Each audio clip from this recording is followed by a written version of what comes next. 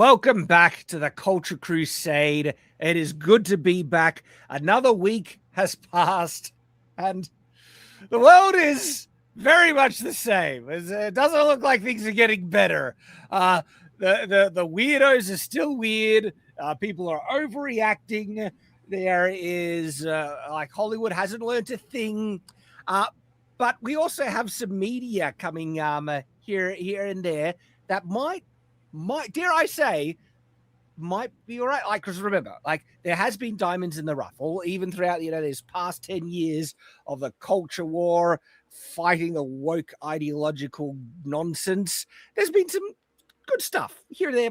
Rarely. Recently, we had 97 Kingdoms, One Piece, and anime has been the almost shining light, it seems like, with media these days, with some really great stuff in them. Not all of it is great. Some of it is just brainless kind of slop entertainment with nothing like subversive in it, and I can still appreciate that. But then you get gems like Freerun, man, and stuff.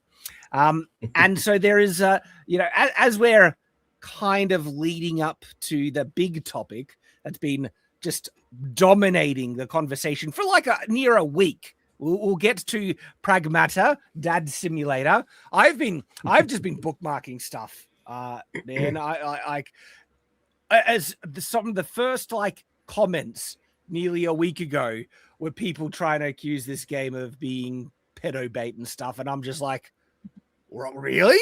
Like, I think that says more about you than anyone else. And I'm like, I'm gonna be keeping an eye on this subject, and it's only just gotten bigger. So that's going to be the main topic, but we're going to hold that until a couple more people arrive. Until then, sorry, John, how are you going? How's your week been? Good. I'm excited to talk about this because it's a subject that's a little near and dear to my heart. Hey, Dev, how are you, sir? Hello. I've been trying to find. You guys know, a couple weeks ago, my favorite coffee cup broke, the big one that I used to drink on stream, and I've been trying to find a good replacement. Problem is, most of them aren't big enough, and I did actually dig in the back of my cupboards to find a big one up. Tell me what you think of my son's Thanos mug. If I can line it up there, right? Very perfect. I like it. It's a little worse for wear, but I think it'll do. What I want to look at to begin with is Street Fighter. There's the new trailer out. Have you guys seen the new Street Fighter trailer? Oh yeah, is that the one with Johnny Cage? That's Mortal Kombat. That's Mortal Kombat. Oh, that's right. Street Fighter. Nerd Fighter. Tourist. You reported yourself there, Tim. Wait a minute, was that real? I think I do remember this one. I think I remember seeing like the Street Fighter one recently. Like, I didn't know it was real or not. 'Cause I've seen a lot of like AI trailers and everything that seem pretty cool, but they're not. Well, we gotta watch the trailer. I'm not sure if I saw it on YouTube and like I promote on YouTube, but I didn't actually see the trailer. Okay. Well, we're gonna get to watch it now, and then there's an AI kind of trailer with how fans make like fan casting with the actors that they think fit the role and stuff. There's one being made with AI with the actors they think that should inhabit each role, and it's an interesting contrast because I want to watch that, and we'll decide if we think these actors suit those roles. Some I reckon suit better than this trailer, some do not. But this is a real trailer. Street Fighter. Real trailer versus AI trailer. Yes. So let's find out. Right, this is a real trailer, but I have to say, this has me hyped. Okay, this feels like it is embracing the full Street Fighter, craziness, even some of the cringe and stuff, and that's what you really like. I wonder if they're learning from Mario a bit, where the Mario films, I think one of the reasons they were very successful is that they embraced so much of the Mario world, and the Mario world building is retarded and bonkers. Let's just get that out of the way. All right. It does not make sense. This is a crazy world. Yeah. It really is. But they embraced it and the fans loved it.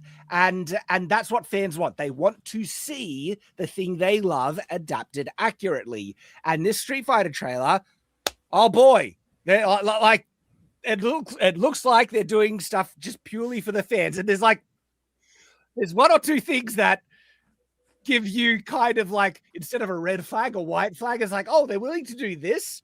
This feels like it's going to be made for the fans and might be a lot of fun. So let's watch it. And okay, let's see what this is. 5, 4, 3. Even this right out of the gate, okay, is looking. Oh, you got the character. I'm That look on the face for. Mike, do you know much of the Street Fighter lore? I don't actually, but Okay. I saw the commercial.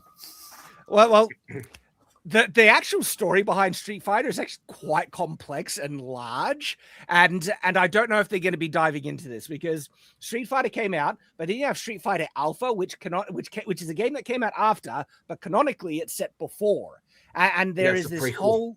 Yeah, there's this whole lead up with figuring out what Bison is up to and the build up. Some sort of investigation. I think Chun-Li is like a cop or something. Yep, and there's an anime, Street Fighter Alpha, which is like the anime is based before the actual game, and it kind of really like this. The story kicks off in a big way when Ryu defeats he's the Muay Thai fighter in Street Fighter, but I forget his name. But that's like he was the Street Fighter champion. Ryu beats him. He attracts the attention of Shadow Lu and stuff, and it kicks off a pretty complex story actually with a lot of characters. I don't think they're gonna.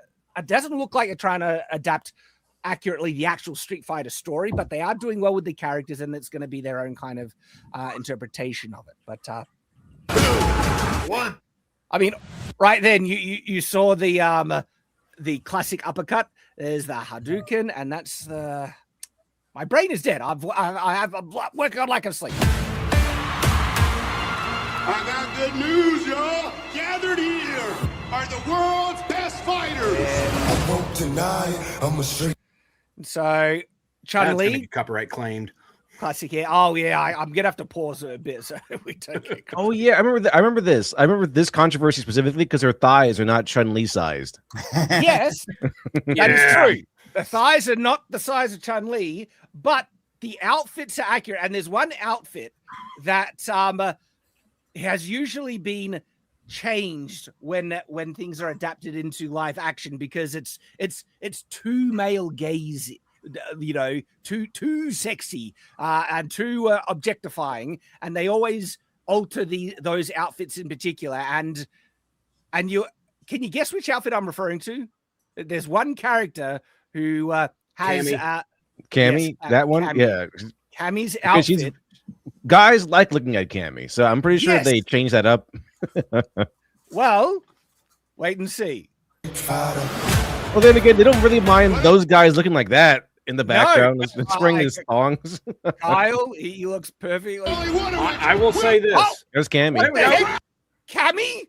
And that they've allowed her to keep her leotard? Looks pretty accurate. That is actually really accurate. It's like, whoa, hang on. It was not They green. don't I bet you usually were do green. that in live action. But honestly, it just looks like a cosplayer. That's what it should be. That's though. not Like, the thing, cosplay's though. better The than a lot of cosplayers live do a action better job movies. in Hollywood most of the time. Yeah.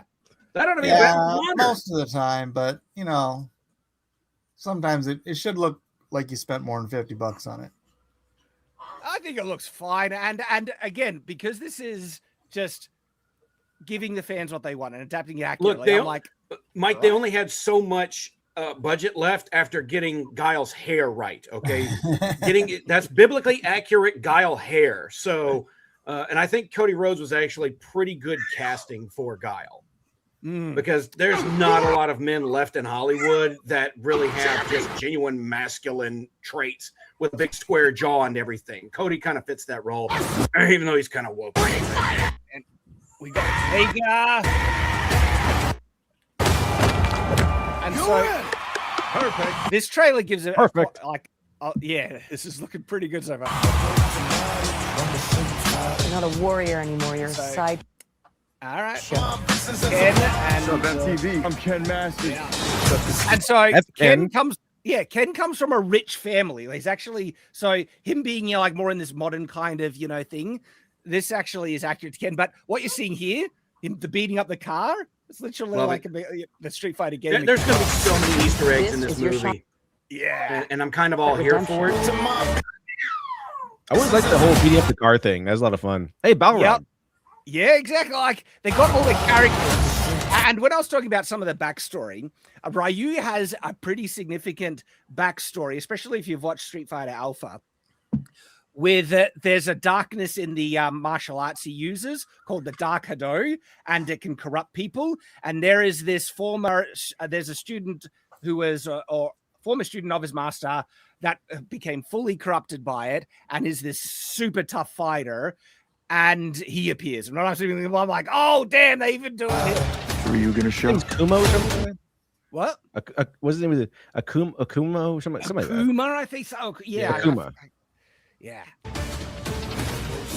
He's the Broly of the Street Fighter universe. Oh no. And like the actual martial arts, I'm like, not only does this look fun in terms of Street Fighter, the action actually looks pretty fun and Maybe legit. it's Ken's turn to be champion.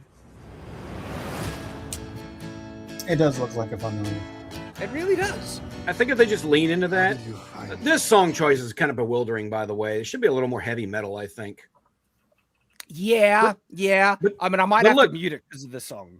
Between that, this movie, this trailer, and the He-Man movie coming out, the band for non-blondes, they're going to be getting some good paychecks this year. I'm paid to find champion. Zangief, I'm like, dude. Oh, Zangief. That he guy, looks proper. That guy looks like he a looks like big Zangief, Russian man. guy. I'm like, all right. Just because you are a bad guy does not mean you are a bad guy. I've had to mute it because of the music. That would get us copyright pinged. But when you see stuff like that, you're like, okay. The trailer seems very Ken heavy, and I kind of wonder about that because to me, Ryu has always been both the face and essentially the main character of the series. Yeah, and that's interesting. And I do wonder if they're going to make Ken the main character. Look, Ken is a great character. I think they could absolutely make it work, right? But you're right. Like Ryu has more stereotypically been the main character of the Street Fighter universe. And if there's not going to be the main character, I do want them to show him basically the toughest. And he's like, they kind of showing that there because pretty sure that's Ryu there, right? And so he just lays out Ken without, trying. Maybe they're leaving him for like Ryu is he's from Bullet Train. He's on Bullet Train. The guy that plays Ryu. Oh, okay. I mean, what? They couldn't get Simu Liu? Was he too booked up? Well, considering that the look of some of the characters, this movie might be too based for him. Yeah, right. Exactly. And look at that. Oh, Guile doing his classic back kick. Chun-Li just fully in her outfit. I'm like, awesome. And actually, this line, they mention her thighs. So Everyone keeps going on about your thighs. What's going on? What's going on? I don't see what the big deal is. Yeah, because they're not Chun-Li sized. That's why. Well, that is true. It's like not that big, but she's doing the spinning bird kick there. Bitch, please. Yeah. This looks fun, man. I'm like, there's what's his name? Schultz in the back is Dan, which I kind of think he don't look like the character, but getting a comedian to play a joke character that's pretty clever. I'll give him that. Yeah. Is Vega in here? Because isn't Vega like a big part of the whole story? Who is Vega? Did you Vega? say? Yeah, they Like, showed Yes, him. we saw Vega. Mask and claw and everything. I'm better.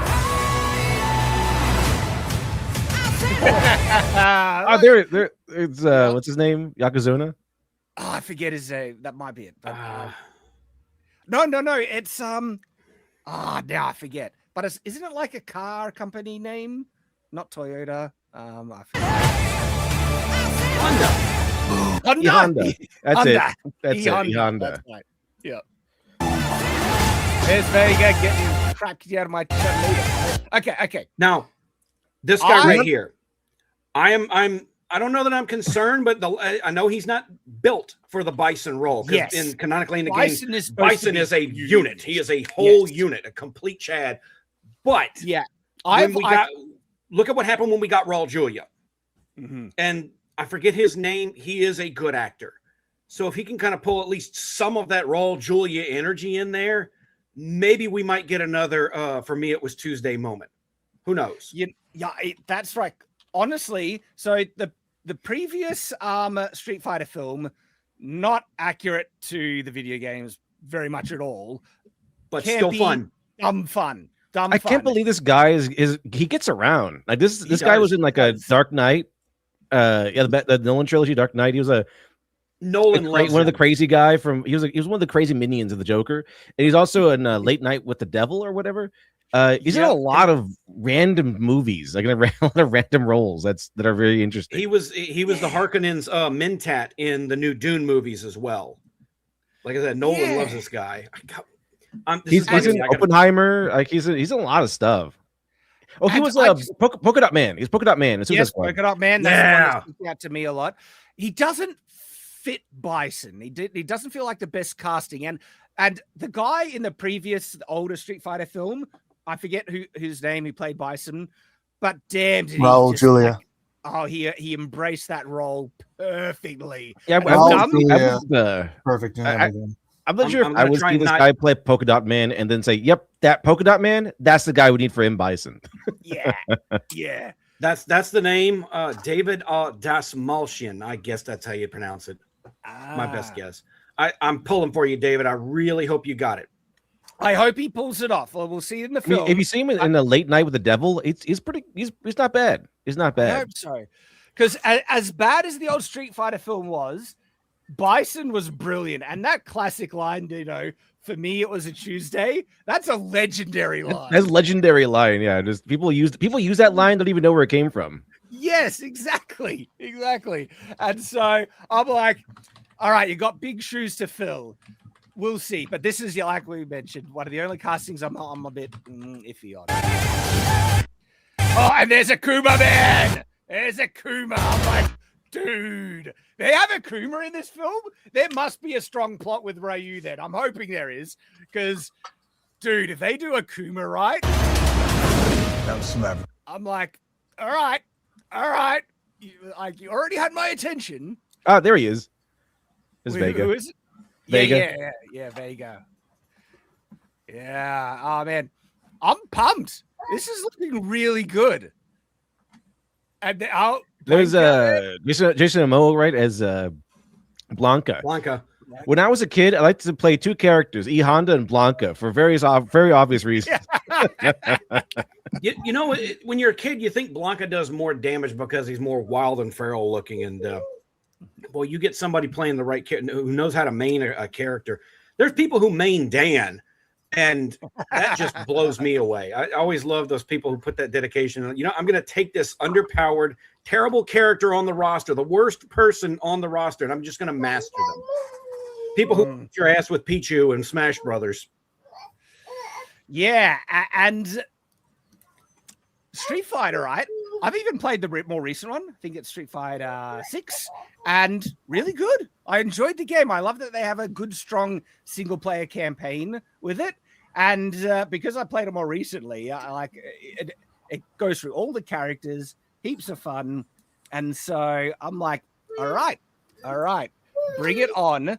But you know what I played with all these characters was Super Puzzle Fighter. I freaking love that game, dude. I ripped at that fun. Game. Okay, well, there is an AI casting for Street Fighter that came across my feed. Let's see if we think the AI casting picked better actors for the roles. And so this is who they did for Cammy. And I'm like, Scarlett Johansson, I actually don't think she suits Cammy. I don't know. Like, maybe in her prime, yes, but not right now. I don't think she suits it. So that's not sure either. Yeah, I don't know who this is. So, can you recognize this actress? I don't know who this is. I don't know. She looks like Chun-Li. She looks like I have Chun-Li. borderline I facial blindness. I can't tell her from one person or another. I have Yeah, no just- idea. Chat, let us know if you can recognize this actress. Isabella, what? Mina? I don't know her. What, But- rewind it. All right, Rewind but it. It says right up on the thing. So Oh, rewind did it. Zoom it out. Yeah. This is- Mia Merced. Isabella. Is it- Merced. Oh, it's Merced. in the back. Isabella Merced. Isabella Doesn't sound Merced. familiar. Yeah. Hawk Girl. She plays Hawk Girl. Okay. Oh, Well, okay. John This Cena. one- Okay. I'm actually like- no. I think he could. I think John Cena could do Bison. I'm like, No. you know, I'm you on need board with it. someone with villainous gravitas. John Cena is just John Cena in whatever he's in. That's the big problem with John Cena. And not that he couldn't physically do it. And in a certain way, he kind of looks like him. And the problem is John Cena's got too much good guy charisma around him to effectively pull that off. You need a good villain actor for the role. Can we also just mention this AI thing looks 100% real? Like this does not look AI in any means. You know it is AI, but holy crap, some of this AI stuff is just getting so good. But all right, so we're a bit on the, what about, okay, this one, I'm like, Oh, see the it. Jack Reacher. yeah, I see the vision. I could absolutely see him. Man, his name escaped me, and we talked about him on the Alan channel. Richardson. Alan Richardson. Thank you. Rich Son. I should just look at the names. Wait, know- isn't Station Momo, instead of Blanca, he's Akuma. Okay, Right. Akuma. Yes and no. Like this, he doesn't look good as Akuma here, but I think that's the AI rendition. Maybe I don't know, because look at Akuma in the back, right? I'm not feeling it, that one. I'm not feeling it. But maybe. That's He's got more just- villainous energy than John Cena, that's for sure. Idris Idris Elba is Elba. awesome. Elba. Isn't he the wrong race? Isn't he supposed Yeah. to He's not allowed. Way He's supposed to wrong. be Indian. be? Yeah. I'm Indian. Who thought of this? I mean, no. Like he needs. I don't know. Some racist dude. It'll be made way this better. It'll be way color better brown. when you get to Aziz Ansari. That guy will be. No, I'm not seeing that one. I'm sorry. Henry Cavill is real. Come on. No, I'm not. Look, I love Henry. Ryu needs to be Japanese. He does. He needs to be Japanese. Henry Cavill's British. That does not fit at all for me. This looks like a And guy Marlon cosplaying Brando with his played a kid. Japanese guy. Henry Cavill can do it. I think. I would think. I think Henry Cavill made her as like M. Bison or something. Yeah, I'm not really sure about the Ryu at all. Hold Yeah. on now. Hold on. Keep cooking. Yeah. But Dev's onto something there. Yeah, he could make a great Bison. Yeah. He just looks like a gym teacher there. Okay, I guess And, it's and then we're back to the start. yeah. Is Henry Cavill in that outfit looks like he's like okay, kids, bow. teaching kids karate. I got a Street Fighter related link in the private chat for you. Everyone knows the iconic Bison line from the first Street Fighter movie. For Of me, it was course. just Tuesday. There was a Street Fighter cartoon in the 90s as well, who and the Bison there had some good. Now you've all seen the meme, yes, from that Bison. Oh yeah. He I had remember another really great line that I put in the private chat. If you want to bring that up, bro. that. Why does this Bison one get all is- the good lines? He gets all the good lines. This is Okay, hilarious. Let's listen to it. Monster! You killed my... Yes, I killed your father. What is it with you women anyway? My father too, and you Base. I killed my father too. What's don't hear me whining about. Oh, dude, no, we're not really. don't hear me whining about it? I killed my father too, and you don't hear me whining about it. yes, I killed your father. We've all heard it by now, Chun-Li. Oh, there we go. But I am actually hyped for the new Street Fighter film. Let's hope it doesn't go off the rails, right? If this is just dumb fun with good action, it'll satisfy me. I don't expect this to be Shakespearean, but better. If it is better, even better than that's great. But my expectations aren't high. I just want some good fun action with accurate characters and being true to the source material, and I'm on board. Speaking of AI, that's why I was late. I was kind of poking around with Grok AI, trying to make my commercial. I'm making a commercial for one of my movie stories. Nice. And it's Grok's crazy because it lets you just use actors and stuff. The voices aren't, correct or anything, but I put it in the private chat if you want to look at it. All right, we might check it out a bit later. We got a lot of topics to get through, and I love AI, Mike. I love AI. But let's move on to the main topic at the moment, which is Pragmata. In actual fact, I want to break the discussion of Pragmata into two main kind of topics that we'll cover, and they'll probably be their own individual videos. So to begin with, let's look at Pragmata, and the first reactions about it are just very, very odd. People are going insane over this game. They really, really are.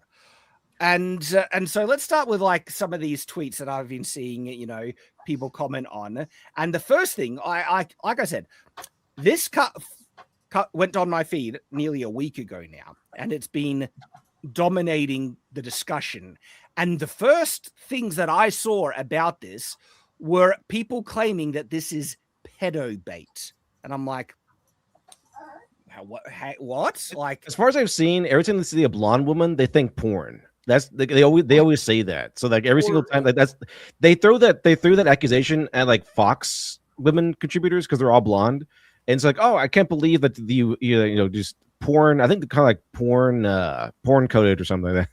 Right. And so here is a tweet. And I don't follow many of these people. They're just people commenting. All the men see this and think how adorable she is and how they would be the best dad in the entire universe just to protect her. Meanwhile, the women on Twitter are calling men PDS for just looking at a clip. And this is like an intro created here of the character, right?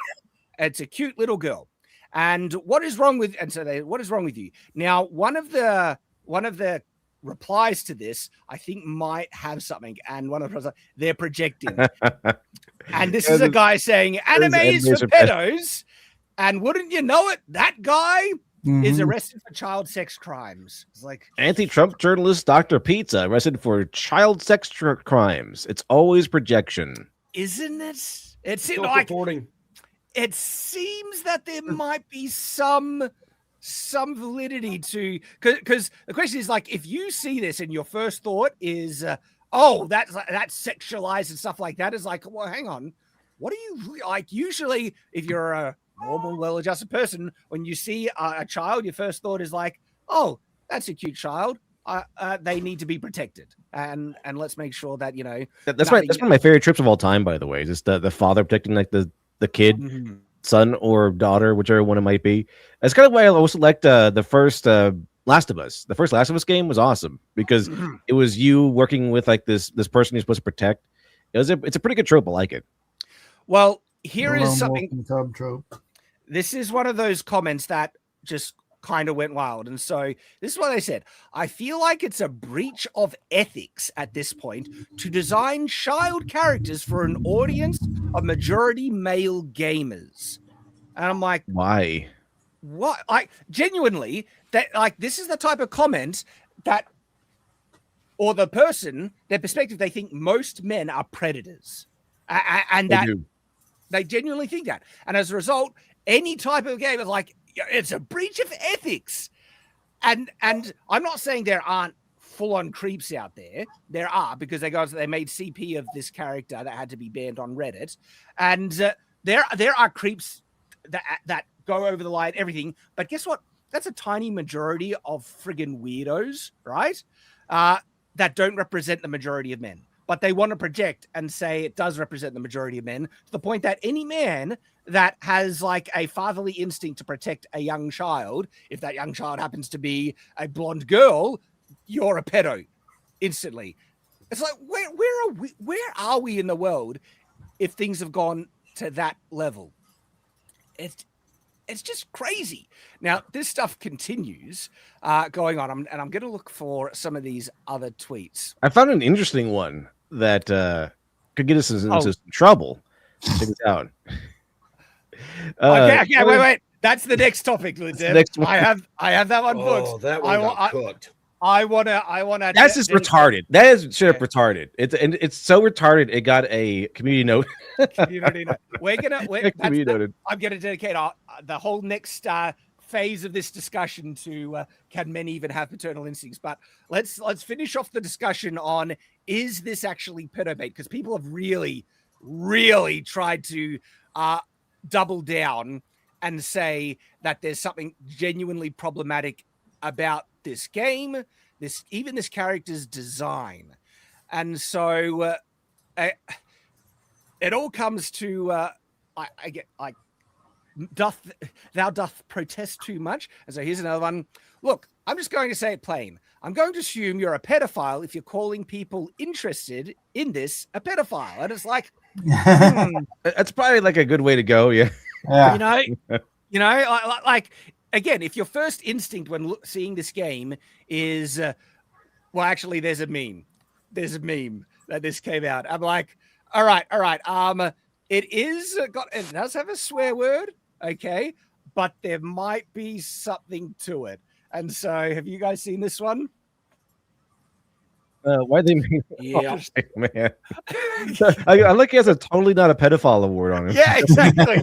A guy with totally not a pedophile on him is like, why'd they make us so hot and effable? And everyone else is like, what? Excuse me? It's your fault. No normal person thought this child was hot and effable. It kind of reminds me of the whole thing with the orcs or black people thing that they made. Like, obviously orcs and D&D are black, and then they bring it up and they try to tag us with racist for that. Like, you guys are racist because you like to kill orcs, and in your minds, orcs are black people. Like, I never thought about that once. If anything, orcs are more like Vikings because they go around and raid and pillage, like the raiders did back in the day. I never once, and I'd never read Lord of the Rings all the way through. I did watch the movies, the cartoons, the Wreck and Bass movies, and I did like that quite a bit. I didn't, of course, I watched the Jackson movies. So I always thought, orcs. It was cool to fight orcs. It was pretty awesome. Not once did I ever think, oh, orcs are black people. I never thought that once. But here it comes. Here it comes. The anti-racist crew coming out and say, "Wow, orcs are black people and goblins are Jews." I was like, "What?" Right? Exactly. Well, they are in Harry Potter. No, they're not.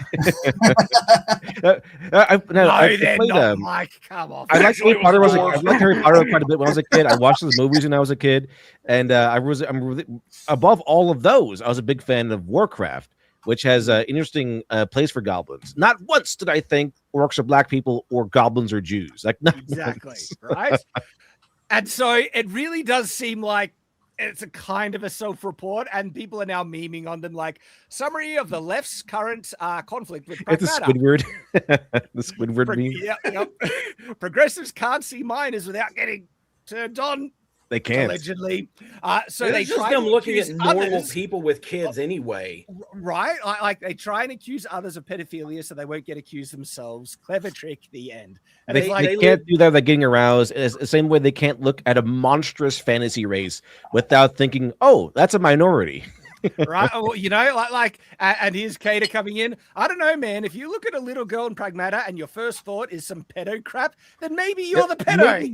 Maybe you're the pedo. It's like most men, because this is being targeted as men being, all the predators and stuff like that. They saw a child like this, their instinct would be to protect her. That's the genuine natural reaction. All right. But they're trying to turn men's protective instincts. And yes, men will look at that and think, oh, she's adorable. I want to protect her, right? But people, the left in particular, want to twist even saying she's adorable, which obviously she is, right? As, oh, you're attracted to her. It's like, no, get off that bull crap. And so there's been weird accusations about this game. I can tell you exactly where this comes from, Shad. This is a level of self-reporting and projection that comes from the anime spaces. They get this bent out of shape almost immediately with any female character that is short at all. Any character that's under, like a female character that's under 5 feet, they immediately have this knee-jerk reaction to it and make the exact same accusations of it. That was a meme sometime back. Remember that one that she was short but had huge boobs, and like, oh, this is pedophilia or whatever. Like, but she was a college student, right? Oh, right. They didn't care, because they started saying it's coded that way. It's like, no, short women exist. Okay, it's just a fact of life. Just because you don't know any that are that short doesn't mean that what you believe is. And it just ultimately boils down to definitely self-proven. It's been too proven over too much amount of time for that not to be the case. And you're right. I've seen them do that. Like, if they just see a short woman, adult woman who's just short and petite, they think they blow their lid. And like, what are we even doing at this point? If that's the reaction, there are other kind of weird things going on. So I don't know why this emoji is triggering so people, but they're trying to say it's related to some weird kind of pedo subculture meme or something like that. And I'm like, what? I trying thing? Like, how? How? I have no idea. I've how never come they seen know that. about this? Why do they? How come they all universally know about? How did they know about pedo memes? I see a lot of SJW lefty types put crying emojis in everything they say. Like every single time they talk about some woke character they like and or say that you hate women, and then they put cry. Is that it? Because I see a lot of SJW types use crying emojis like this. And look, the reply: I'm not terminally online enough to understand why this is a problem. Yeah. Okay. What is this? I am. What and the hell still is this? I'm terminally online, I'd say, but I have no idea what this is because there is some pedo culture this related to, and it's like, okay, why do you know layers? so This is some layers that a lot of us haven't dug deep enough to find. Like, we haven't found this particular Balrog yet. All right, we haven't found that deep yet. This is crazy, the reach, because they're so desperate to vilify men, and so Grum's reports, like, Reddit is banning people if you say nice things about this game. That's how you know that this game is going to be considered right-wing pretty soon. I'm pretty sure. Right. The right people hate it. The leftist activists are freaking out about this game, and they need to be studied. They can't stand wholesome family values. They insist on projecting pedo whenever they see a kid because they have no kids and can't imagine a parental relationship. It feels like there's some merit to that. Okay, and the instinct men have to look after their children, right, and to love them is very strong. And I know I'm a father of 5 children, 4 boys and 1 girl, and you love them. They're absolutely adorable, and your instinct is just protect and look after them no matter what. And seeing them do adorable things is just warms your heart. And this is what this game is doing. This game has this little girl character doing adorable things, and the reactions are actually kind of hilarious. I need to look up a couple of recent memes in particular because they've just been great. So let me look up this one because this one has been fun. So POV, you're actively destroying 30 years of feminist propaganda with a single video. And this is why it's so funny to see I always say that they fight Mother Nature. The whole progressive thing is fighting Mother Nature, that men need to be docile and submissive and women need to be the aggressive ones or whatever. And then to fight against the idea of making children and all that stuff.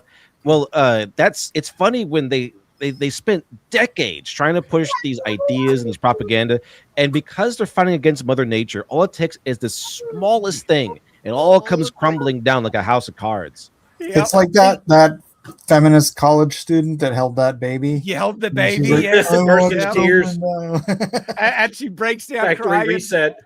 So this was the actual video I was reading. It's like, point of view, your current you're actively destroying 30 years of feminist propaganda with a single video game, and it's just a little girl being adorable. And both men and women, when they're seeing this, their instincts are like, man, I want to be a parent. I want to have a child, right? It's the same thing that they got with the Spy X Family. Like Spy X Family was the one that really got a lot of people like, I want a kid now. Yep. And they can't stand it. Commercial. Remember that one? And McDonald's commercial. They said that was pedophilia too, by the way. Yeah, these are people that grew up without a very good, solid family life, or they did, or they resented it. We went to college, and their Marxist professors told them that it was actually abnormal and it shouldn't be normalized. They try to normalize what they believe in, patriarchy, and all that nonsense and garbage. And I have seen way more of the wholesome posts on Twitter over the weekend, to the extent that this was a game I was not actually really considering buying. I'm probably going to be adding this to my game library now. I read that it's had over 1 million sales over the weekend, and the wholesomeness of this game has completely bulldozed the entirety of the bad that has been reported about it, and people have been steamrolling them in the comments too. And as a father of a girl, I can tell you it's not like that. It's actually better. It's actually great. And being a dad I love my daughter to death. And she is the sweetest thing, always has been the sweetest thing. And I love my sons. It's great having sons to rough and tumble with, but no one loves you like that little girl does. Nobody loves their daddy like those little girls do. And I'm so glad that I have her in my life. And I wouldn't trade it for anything. And I'm smiling, seeing all these guys go, look at this and go, man, I want a daughter now. And I'm like, yes, you do. Yeah, you really do. That there is a unique kind of specialness to boys and girls, and the special kind of thing that girls bring to like parents and being a father is amazing, is incredible. It's the greatest thing ever. Like being a parent is peak. Being a good parent, you need to be a good parent, and be a good parent, and your children will love you unconditionally. And it is the most validating, fulfilling thing ever. And so what you said right there, right? Like there is a wholesomeness to this game that is encouraging people to see some of the potential joy in parenting. And as you said, the real thing is so much greater. But the window into this, it's having an effect. And so Diana, this is a post, has become the most important hard reset of the moment. Ladies are going back to factory settings. And that's all it takes. That's all it takes. These are female streamers just like letting the feminism leave their body. Yep. This is like an exorcism of feminism to the right there. Their ovaries are tingling. I was about to say, you could see their ovaries exploding as they watch this. Oh my gosh. And Litdev, what you were saying, you're right. You can't fight natural biology like this, right? Or the propagandists, they can try and subvert parenthood, motherhood. All it takes is some true wholesomeness and factory settings reset. I actually saw, I didn't bookmark it. I wish I did. I saw a hilarious tweet from Tectone, and it's I'm assuming his wife or girlfriend or someone sitting down playing it with him saying, "Here's hoping, boys," or something like that. I saw that. Yeah. Fingers crossed, bro. We're rooting for you. Yeah.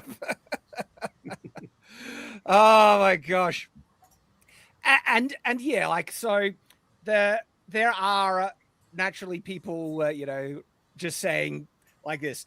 My favorite thing about Pragmata is how it exposes how sick and depraved the minds of people who accuse others of being sick and depraved are. So many Reddit blue sky weirdos are self-reporting with this game. And it's like, very much so. Yeah, I think so. I see, and the lengths that they go to try and justify it is actually kind of bonkers. Like, so look at what this person. They want to prove that it's a game for predators and something like that. Yes, and so this was one of the big copes that was going around on Twitter, trying to say the face of this character is an adult face made to be attractive to adult, and then they say this is what a real child looks like with this comparison. And it's like, well, first, no, because there are other angles of the character where she looks very childlike. I think this is just a poor kind of angle that they picked, right? But also, children have different, there's not a universal childlike face. And so they're trying to force this like, oh, this is what a real child looks like. And it's like, you're really desperate to try and accuse people of being predators. And you're going to some pretty extreme lengths.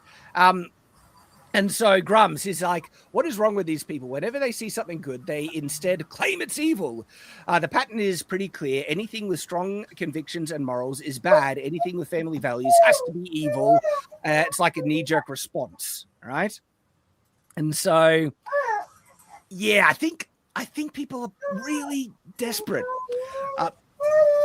Well, they spend so much time protesting against normalcy and normal family lives and normal values, because so much of that comes from Judeo-Christian values, that it's become an intrinsic part of their personality. So when they do see something that promotes it or shows it in a positive light, they knee-jerk against it. It's like that meme that Reddit loves to do whenever the past gets brought up.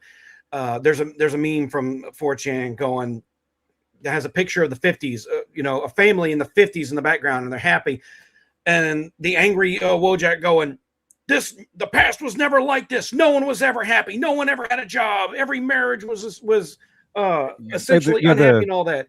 I remember that picture, that meme, like, oh, it's a happy family from like the 60s or 70s.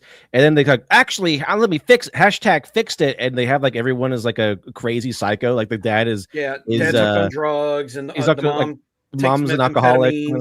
Yeah, and it's just them trying to destroy the visualization, the idea that what we have with our families is bad, because that's one of the biggest tentpole values of communists and collectivists is the destruction of the nuclear family. They have been trying to do this since the 40s, and once you realize that, a lot of their tactics and their beliefs start to really come into focus. Well, the reason why they're so against the family is that the family is this really powerful unit of looking after each other. And so when people get old, the children look after them, and they're reliant on the family for their support.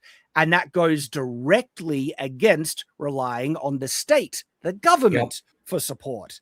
And if a government wants full totalitarian control over everyone, the best way to do it is to get them reliant on the government. Because if they're reliant on the government, then the people will ensure the government will remain in power, because that's how they survive. And so communism, which is full-on overarching control over everything, hates the nuclear family because that subverts their control and their power. And so anything that is different to the nuclear family seems to be their agenda, what they push. And you see it again and again, because another game that's triggered the people. This game here, I don't know what the game is, right? But, is this like what, straight romance, or what is it? It only has straight romance, and so they hate that too. They've gone crazy over it. How dare you not have the LGBT representation? That's why I think they would. That's why I think they're going to hate the Avatar movie, which I did watch without any sense of guilt whatsoever. I want a dedicated subject on that. Let's put a pin in it, because I want to hear your thoughts on the Avatar movie. But to round up on this Pragmata first subject, because there's a second subject of Pragmata that I want to talk about, the discourse and the self-reporting and the attempt to vilify this game has just been insane. It's been actually wild. Trying to latch on to really anything to try and say any kind of appeal that men have in this game is not fatherly instinct, that is just pedophilia. And it's like, you just hate men. Anything men does is like vilified and evil to this point. And I'm not saying there aren't weirdo creeps out there, but they do not represent the majority of men, or the natural instincts that they have to try and protect, young children. So that one is just crazy. Absolutely wrong, yeah. And wrong. That men have no nurturing instincts is ridiculous. Well, now we come to another subject on the Pragmata discourse. And it's the question do men have nurturing instincts, period, flat? Yes. At all? Yes. The answer is yes. Absolutely. The answer is obviously yes. This is getting triggered by another response to the Pragmata discourse, and it comes from Mary Morgan. Now, we can assume only that she's a retard. I assume she's a retard of some sort. I mean, some flavor. Yeah, I read this. This is a super retarded take. I think it's obviously an opinion. This doesn't make her a bad person. Let's try and apply some measure of charity. And I'm saying, and I say this. Yeah, I mean, not every retard's a bad person. This is true. I'm a retard, and I don't think I'm a bad person. So we're retards commenting on retards here, right? And I do disagree with her, though. I disagree very strongly, and I don't know really where she's coming from. But also, Mary Morgan, isn't she one of the people on like Pop Culture Crisis, which is the it's right. Pop Culture Crisis at Timcast. Only think about fashion and death. Apparently, it's over there.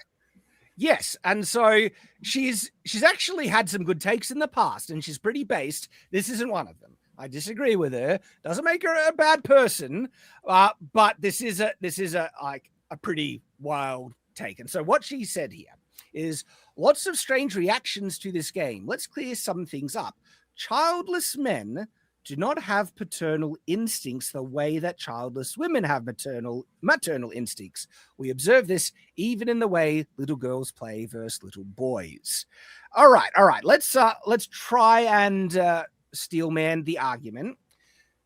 From what she said there, she's not saying men do not have any paternal instincts at all. She's saying that they don't have them in the same way as women do.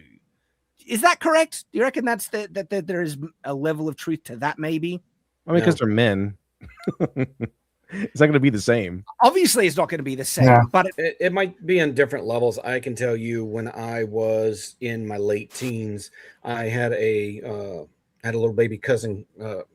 She was about 4 or 5 years old. I got her a little storybook with a plush at Christmas time, and she was so excited to get it. She wanted me to sit her down and read it to her, and that was I knew I was just kind of assumed one day I would get married and have kids, but like that was the moment that hit me the strongest, where I was like, I really want to be a dad after this. You know, I wanted to feel the same way I felt with that. She unfortunately passed away in a car crash about 10 years ago. Miss you, Haley. I love you.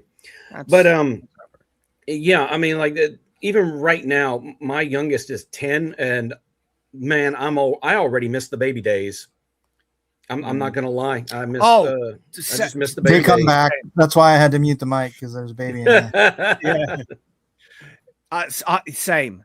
Like all my children now past, infancy, and there's something very special about when your children are infants, and just how there's this trust that they have in you, and how helpless they are. And there's a baby. There's a baby. Precious. Look at the little guy. Handsome little dude, Mike. Handsome little dude. Yeah, look at him. And yes, that's the next. The parent phase will be next. And I'm looking forward to it. Because children are amazing and infants are so precious. And so going back to what Mary is saying here, okay, the first thing that she said, I actually think, okay, that's not necessarily wildly out. It's like that's saying that men have maternal instincts or paternal instincts different to women. I think that's kind of true, but they're definitely. But then what she says next is kind of implying that they don't have them at all until they have children. She says men first experience paternal instincts once they have their own children. And I'm like, I'm sorry, that I completely disagree with. Yeah. Pretty sure it's not true whatsoever. I'm pretty sure I was talking to my wife's stomach way before she ever gave birth to all three of our kids. Dude, there's so many men who want children without ever having children. Absolutely. First. Like, I have loved, mucking around, roughhousing with kids ever since like most of my life. When I was 12 years old and I saw a little kid, I'd be like, hey, play with them, wanting to make them laugh, especially when they're really little and stuff. And I would get a buzz out of making, toddlers giggle and laugh. And even from a young age, I had this instinct to just, wants to like have a good time with just little kids and getting them to laugh and stuff like that. And I can see it in my oldest son. He has that as well. He loves playing and mucking around with my youngest son most of all. And I can see, and what I'm literally seeing is his paternal instinct and his love for little children. Okay, there is this instinctive love for little children and wanting to protect them. And so this idea that there is no paternal instincts once you have your own children, I disagree with, and I know is wrong from my own experience, from my life, and also looking at my own sons, right? And so I don't know if she's trying to that chick's only like 25 years old or something, right? I don't know how I think she's on the younger end. And so then she goes on to say, men are not nurturers. And it's like, not in the same way as women, but men have this instinct to protect and also nurture and right? teach. And teach. In fact, it's like one of the oldest tropes in the hero's journey that the man becomes the mentor to the child. In fact, the man is the one that tears you away from the mom and says, okay, son, look at here. No more of that nonsense. Now you're going to go to work. And I will say, I don't think men are the same type of nurturers. Like, men don't instinctively have as often this desire to just want to cuddle an infant and break down crying because it, unlocks it's not that level of nurture, but it's kind of like if you've seen like a coach teach like a little league team or something like that. It's very similar, except it's a little bit. It's the difference is that the man is a little rougher. Like, okay, you did something wrong. Let me correct you on this. But yes. Or if they fail, it's not that big of a deal. So at the end of the world, just get up and try again. It's a little bit more tough love with the dad, but still nurturing. It's still nurturing. You're still trying to nurture their ability to grow as a person, whatever they're trying to do, and to give them wisdom, to correct them when they go astray, things like that. That 100%. It's a nurturing instinct, but it's not the same as a motherly nurturing instinct. It's a fatherly nurturing instinct. Exactly, 100%. And I've seen this in my own life, where like the way that my eldest son loves to play around with my youngest son, and he's in kindergarten now, still very young, and loves to muck around. And the way that they love to play is like roughhousing and giggling and stuff like that. And that's also the way that dads love to play with their toddlers, and the nurturing instinct that I find comes out of with men. Everything what you said, Dev, 100%, in terms of being willing to push them a little bit further, to show them how to do stuff, but also just roughhousing and playing around, right? That's the male kind of nurturing instinct that I feel most men have inherently. I'm not saying all men. I'm not saying there's not a man out there. I'm pretty sure there's some uncles that play with, like, maybe uncles who don't have children yet. I'm pretty sure there are some that play with their nephews and don't murder them, because that's part of nurturing, right? You roughhouse with your nephew and don't murder them. You play with them and like they get to learn and they get to test out their strength on you and something, whatever it might be. In terms of roughhousing, and this also goes into, she's bringing in psychology. I'll bring in Robert Bly, a very notable writer, an essay writer, and he's a student of this whole thing, with men specifically, and how men kind of were degraded over time in American society. But I spoke about him before. But he talks about this as well, that it's a common misconception in the West that we readily embrace the idea of the Sky Father and the Earth Mother, the Earth Mother being the nurturer and the father being the beacon of authority. What we don't really embrace is the idea of the Earth Father and the Sky Mother. The mother's her authority, and then the father's nurturing instincts as the Earth Father. And it's something that we haven't really embraced that much in Western media and Western cultures. Always the mother who's the nurturing one, and the father is an idiot, right? It's just how it goes. Yeah. If anything. But no, this goes way back. It's I think what he says is that there was a conflict between the Egyptian philosophy and the Greek philosophy, where the Greek philosophy kind of had this too. You had Zeus, the sky daddy, then you had Gaia, the Earth Mother, and everything. And so they too kind of forgot about the other way around. for the most part, and the Egyptians would criticize the Greeks, and that's kind of what he talked about. But we had that same thing too, where we don't recognize or have forgotten about or just ignore the idea that a man can be nurturing, can be someone who can teach a kid something. And it's not just the woman's prerogative. It's not just the woman's domain. A man has the same thing, the nurturing instincts, but a little bit different because he's a man. Yeah. And, my youngest son, okay, he preferred snuggling in my arms than my wife. And I was one of the only children that did it. Most children have a natural instinct to prefer being in their mother's arms than their father's arms. That's normal and natural. And guys, it's not saying anything negative about you. Children just gravitate towards, but my youngest son, he loved snuggling in my arms and would settle in my arms a lot. And dude, that made me feel pretty awesome, right? And because of that, even when he was like even a toddler, when he would come home, he would run and jump to my side, and I'd have my arm around him, and I'd be playing like a video game, and that was his favorite spot for many, many years. And that was awesome. I loved it. Okay. So, and I can say from first experience, men absolutely do get that kind of satisfaction. And I will say, I don't think to the level that women get it, but I've experienced it. I've had the satisfaction of, my young children just wanting to snuggle in my arms, and they feel a sense of protection and trust in that. And that's awesome. That is awesome. And so she goes on to say, men don't gush over kids in public. And I was like, well, they're not crying, okay?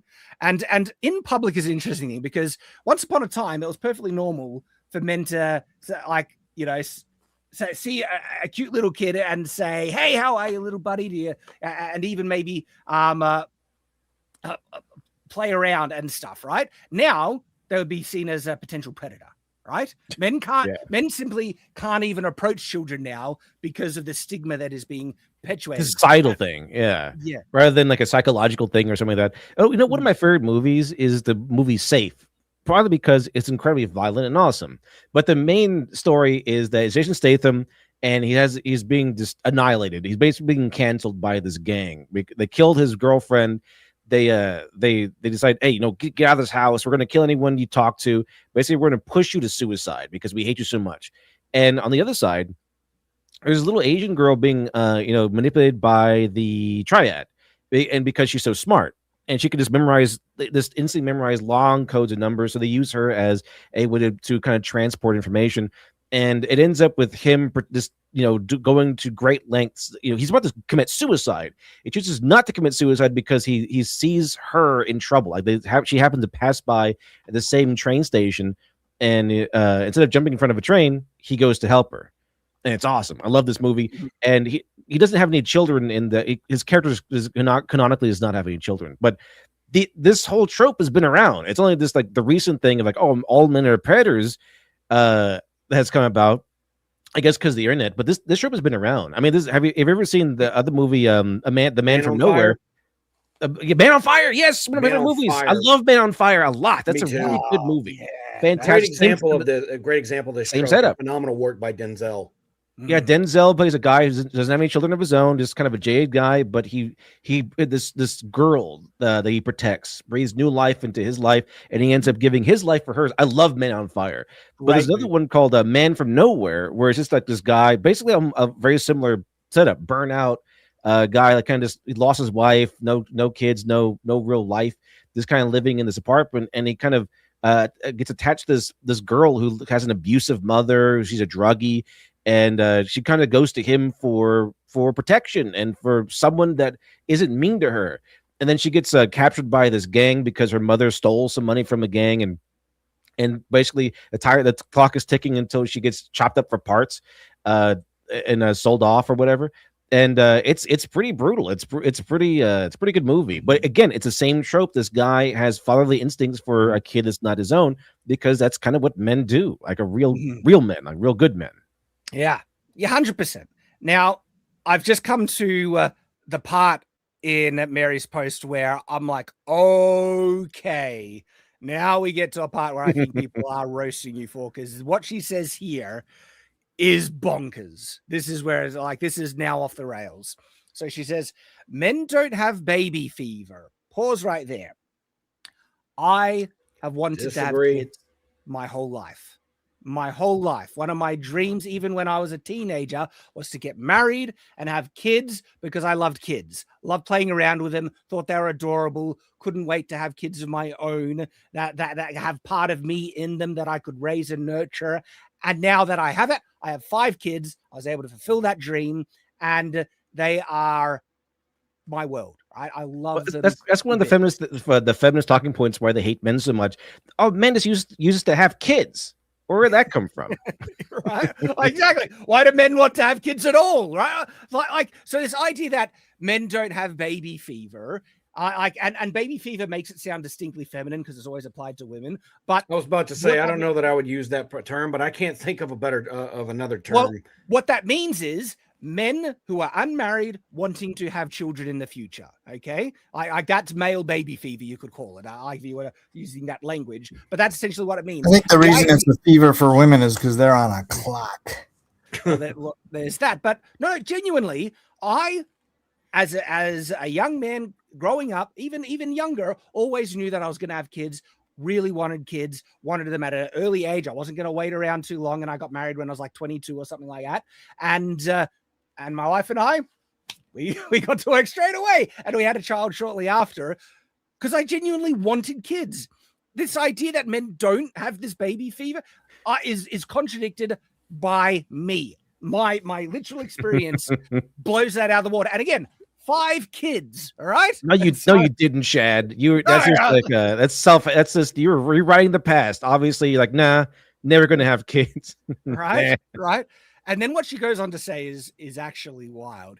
If a man wants to possess a child for any reason other than it being a product of his own lineage, he is likely a predator. Wow. Likely.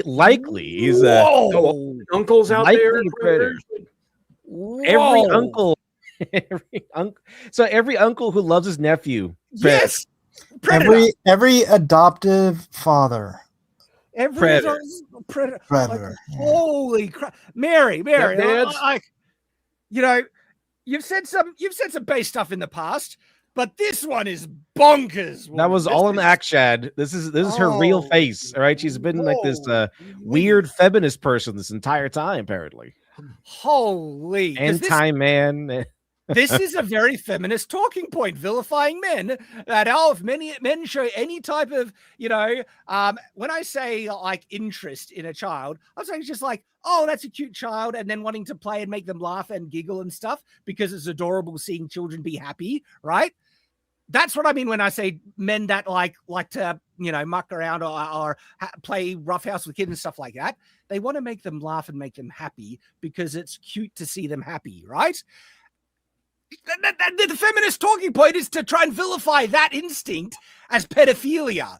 And that's what this line goes like. If they have any interest in child in any reason at all, other than being a product of his own lineage, is likely a predator. It's like, holy crap. That is pure feminist. And when I say feminist, wait a minute, what about Up? Man, Up is something. Up the movie Up is something a really disturbing movie. Oh my gosh! But this is a more stereotypical feminist talking point, and I don't think Mary identifies as a feminist. But we hear these type of lines from feminists more often, vilifying men. The whole thing with Batman and Robin being together is that was like a joke. All right. All right. Wow.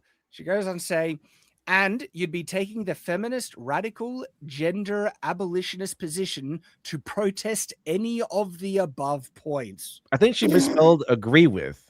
Yeah. Wow. Well, Mary's been getting rightfully bodied in the comments for a lot of this take. I think maybe she looked a little community note. Oh my god! Not only that, so the there's a savage community notes here saying men experience baby fever and paternal instincts before fatherhood, and I confirm, yes, I'm a living example of that. With hormonal change, supporting, nurturing, and protective behaviors towards non-biological children, as seen in all parenting and adoption.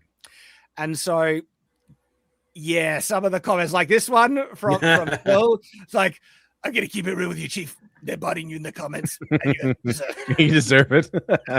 Like, Savvy has a pretty savage one calling her a C word. That was mine right below it. And yeah, there we go. I quote tweeted instead. Yeah, it's like every day I wake up to some bullcrap on my I said, phone. silence retard. Silence retard. And we're all retards here. Okay. But yeah, this is a retard. I'm not a retard. But she's like the Mike, meme of like, Mike, I'm the come stupidest off it, person. Mike. You're one of the biggest retards. How dare you try and avoid that label? This is like what was it? This was that meme of like, I'm the stupidest person around, and then she comes in and we go, oh, you're clearly stupider. Here's your crown. Yeah, the replies are pretty sad. Yes, person is stupid. Should be ignored entirely. It's like Community readers thought the context should be added here. of all the retarded takes I've seen on this game, this is one. This is by far the most retarded. Oh, Ricky Berwick. Oh, Ricky. Jump scare. Berwick came in there. Yeah. I guess The you're not a people's fan of this champion. movie, then. It's like, you know, Yeah. What about Monsters Inc? Isn't that so? What's his name? What's his name? Sully. Like Sully is a predator now. Okay. Yeah. That's And weird. Look, it's like the first thing you said. There might like you could say their maternal instincts are different, paternal instincts. But then, wow, that comment goes way off the rails, and it's just wrong, and it reinforces the feminist push to vilify men's relationship with children. Period. Like men almost can't have any relationship with children at all because they're all predators. And I can't stand as a father. Wow, this I have a whole new view of Dunk and Egg and Sarah Arlen of Penis Tree. Oh my gosh. I didn't know Dunk and Egg, that story. I didn't know that was a predator prey story. I didn't know that. And we're not saying that there aren't creeps in the world that want to prey on children, but do you know what the instinct that most men have towards those creeps? It's to freaking feed them into a wood chipper. There's a reason why child abusers get off and beat the crap out of or murdered in prisons, because even the most hardened villains and criminals in the world still have an instinct to protect children. Still men, and they're like, oh, okay, time to go to work. Yeah. Like, dude, there was like a murderer in prison that would actively go out and kill child abusers. I think that was a guy who had life in prison anyway, so it's like, I might as well. Exactly. and there was an interview I saw with him, and I can't remember exactly what he said, but he said something like, no, I'm not judging them. I'm just making them meet their maker sooner or something like that. But he had no remorse at all for child abusers. And most men's instinct is not to abuse children; it's to protect children and then punish people who then take advantage of them. But men are instinctively predators, and this game is just exposing and revealing so much of people's like bias and internal, knee-jerk reaction to vilify men and to hate men. Scotting anti-natalists, and I love it. I cannot stand anti-natalists. Yes, yeah, and it's also unlocking, maternal and paternal instincts of both men and women, and the left are losing their mind, and that just makes me like the game more. I'm also tempted to buy it now, just to show my support. I put it on my wish list. I like the trope. It's pretty much like a standard third-person kind of shooter type of game. Like, just from what I've seen, there's not too much special about it with the gameplay, other than she is on your back basically because she's an cyborg, an AI droid basically. She's a clanker, but she does like a little hacking mini game to kind of help you beat enemies. Mm-hmm. Which is kind of a cool little twist on it. Just from the combat, it looks kind of like Capcom's old game Lost Planet, which, man, I used to love that game, but without the grappling hook, which, boy, I wish they'd bring that back. It looks okay. It looked okay to me. This was not on my radar at all, but the response to this game has made me want it more than ever. Like, we rarely get something that is so adamantly out of what they want. And hold on. Sorry. No worries. But, I feel like I just obligated to support it. You know what another game that was doing this not that long ago was Donkey Kong Bonanza, where Donkey Kong has Pauline on his shoulder most of the game. And that was a very fun and wholesome and frankly underrated game. Not anymore. Bonanza is a is a great fun game. One of Nintendo's best, I think, but it kind of flew under the radar a little bit, but it had the same dynamic. Well, let's just say this last week has been instructive. We could call it that. All right. Shifting topics, but again, this one has just been so interesting to follow. It's on People Feed this week. But another thing that hasn't got as much, I guess, discussion, but is also very interesting. LitDev, you already mentioned it briefly. There is an Avatar sequel film called The Legend of is it Legend of Kang? No, Legend of Aang. Aang, Legend of Aang, sorry. Yeah. I got it mixed up. And the entire film ended up getting leaked in its entirety. And LitDev, you know a bit of the background, and also there's controversy in the film as well, to my understanding. I watched it because of the voice casting, because they went ahead and did for woke. Now, if they had just recast it and said nothing about why they did it, I've been like, okay, well, I'll wait for theaters, because this is not fair. They put a lot of work into it. But because the studio went woke and said, you know what, let's go to recast it based on the we're gonna get some real Fire Nation people to voice Zuko. We're gonna get some real Aang. Hang on, where do they find real Fire Nation people? That's confusing. We got to make sure that the voice actors match the racial archetype of the character to the point where they actually legit. I looked this up too, just to confirm. They got a blind Asian girl to play Toph, because Toph is a blind Asian girl. Now they got a lot of blind Asian voice actors out there, do they? They found one. So because they did that. Because they decided to recast voices for woke reasons, I said, screw it. You know, everyone's already gotten paid. Yeah, everyone's gotten paid already. The only one I'm not going to pay is the studio. So yeah, that is interesting, because like Avatar, the original animation, it's peak. It is absolutely. It's really good. Yeah, and I've watched a good portion of it.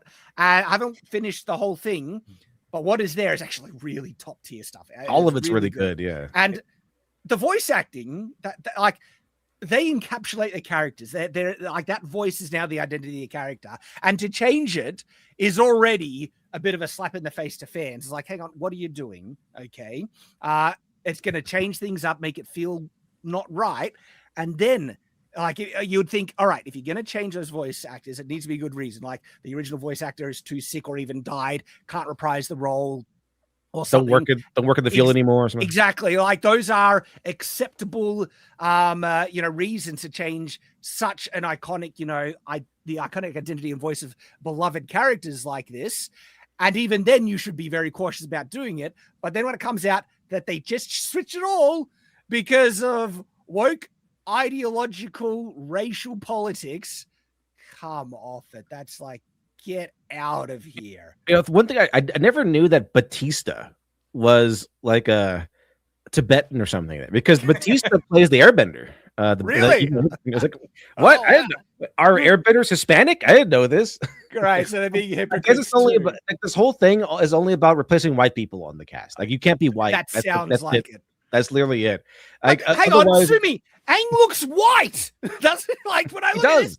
That looks like a white guy. He's very white, but he doesn't count as white. So if you were white, then we have problems. But if you're like Hispanic or whatever, it's fine. You could play some. You can play like a Airbender, I guess. Gosh, it's fine if it's Batista. Yeah. But the other controversy is Toph was not only straight, aggressively straight. Like, she was really, really straight in this movie. Oh, really? Okay, that's interesting, because I wanted to ask about the content in the movie itself. I don't think I would ever bother watching it. I like Avatar, but that's like a pretty, bullcrap reason that I wouldn't support it. And so now, if it ever crossed one of my streaming services that I'm already paying for, and I'm not paying anything extra, maybe I'd watch it then, just to give it a look. But that is a pretty bullcrap thing that really checks me out of interest in this film. But now I want to know about, the content in the film. What do they subvert anything? And I've heard some people complain. And one of the things, is what you were saying about Toph specifically? It's actually pretty good. I get I found the film very, very enjoyable. It's pretty good overall. The storyline, people said, oh, it's basic or it's boring, but I think it's pretty good because it's about Aang dealing with his guilt that is very present in the original show. But first of all, Toph is aggressively straight. Like they find like this. One of the interesting part about this is that they found another airbender trapped in the ice. But he's been trapped in the ice longer than Aang, so he beats his record. But they break him out, and he's voiced by Batista. He's like strong and muscular, so he's obviously like an airbender from like a time of war. And that's this guy in the back right here. Yeah. Okay. And one of the first things that they do is like Toph goes, he smells attractive. Is he attractive? And then they're like, what? Wait, what do you mean? And then Zuko goes, yes, he is very attractive. And that's that one point is what they use to go, oh, Zuko's bisexual. They made Zuko's bisexual. Like, no, Zuko's like, what? They look at him and go, they go like, what? You said he's attractive? And then Zuko goes, what? It's all in the facial structure. Like, it's all in the cheekbones and everything. Like, he's not doing it out of like, oh my goodness, this guy's so hot. He's answering Toph's question because no one else would. And he's like, it's very like, very Zuko, very like pragmatic. It does sound like Zuko. I do admit though, I could see how people would perceive that as a red flag. It's because like but a straight guy could legitimately acknowledge, like, yeah, that's a handsome guy. Right? It's like they think that men can acknowledge that another man is handsome, or like, I mean, gym bros do this all the time. Like, oh, nice pecs, bro. Like, this happens all the time. Like, it's not unusual. Yeah, but guys know what conventional handsomeness is, right? Yeah, like, it's not hard to tell. It's not like we're checking out other guys acknowledging that, but it's just men. Most guys are Henry Cavill's self-deprecating. handsome. Like, men know Henry Cavill's handsome. Like, oh yeah, absolutely. Men can acknowledge that. But then I get annoyed with people who take it too far to a feminist extent. The looks maxing guys that strike me as really the beautiful feminist. ones. That strikes me Sorry, really guys. I'm a guinea pig over here. My kids just went to the store. This is also a part of being a dad. Not to derail the conversation, but I just got asked to try strawberry ginger ale. And now my kid wants me to try Airhead soda. Oh my gosh! Which ready for this blood sugar to spike? Holy! That does not. Look I heard Airhead soda's pretty good. What's the sugar in there? Yeah, a lot, all of it. Whoa! That's just like a pure sugar drink. Right? It's like drinking liquid cotton candy. That sounds gross. How many grams of sugar does that have in it? Oh, I think it's probably nothing but sugar. 110 calories. Sodium, 27 carbs, 27 grams of sugar. Wow, that's less than a Coke. Yeah, just a little bit. Did you like it? All right, but let's get back that to out of here. Go. Let's get back to Avatar. It's fine. So, all right. The people have been trying to, make Zuko out that is bi because he had a slight positive comment on another man, which no, men can do that.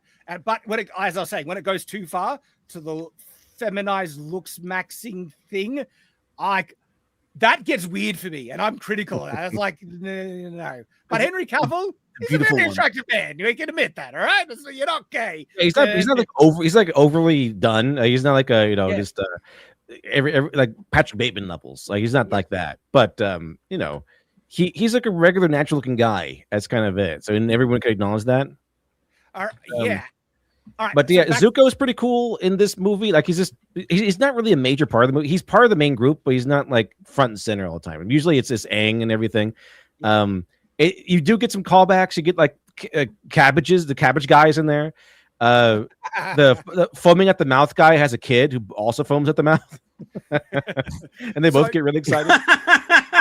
I heard that there were some people getting triggered over the fact that Aang and Katara are still in a stable relationship. That's like the most peak thing of the movie. Is that usually sometimes movies have it where like, oh, they're on the rocks now, and then over the course of the movie they get back to no, that's not it. They are completely 100% solid.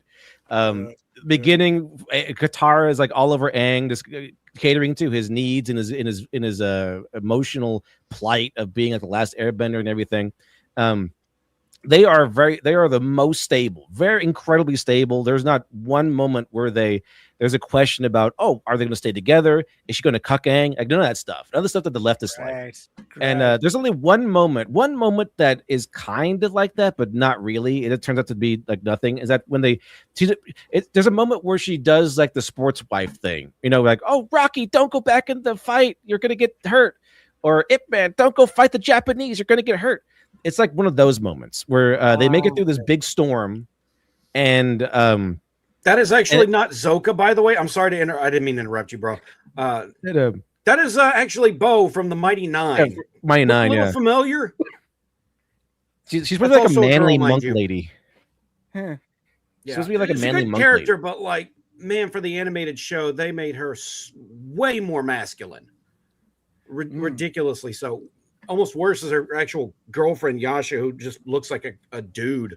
Yeah, I would think this is a dude first looking at it. But when the Mighty Nine cartoon came out, everybody was just looking at that, going, "That just looks like Sokka." Like, my God. People are like saying, "Oh, look what they did! Look what they did to my boy Sokka." Like, that's not Sokka. But sorry, let Devil continue to cook, mate. Oh yeah, but there's one moment where they make it through the storm, this immortal storm that a lost airbender avatar kind of put up to protect a staff that could have potentially wiped out some of Korra, because the staff grants non-benders the ability to airbend.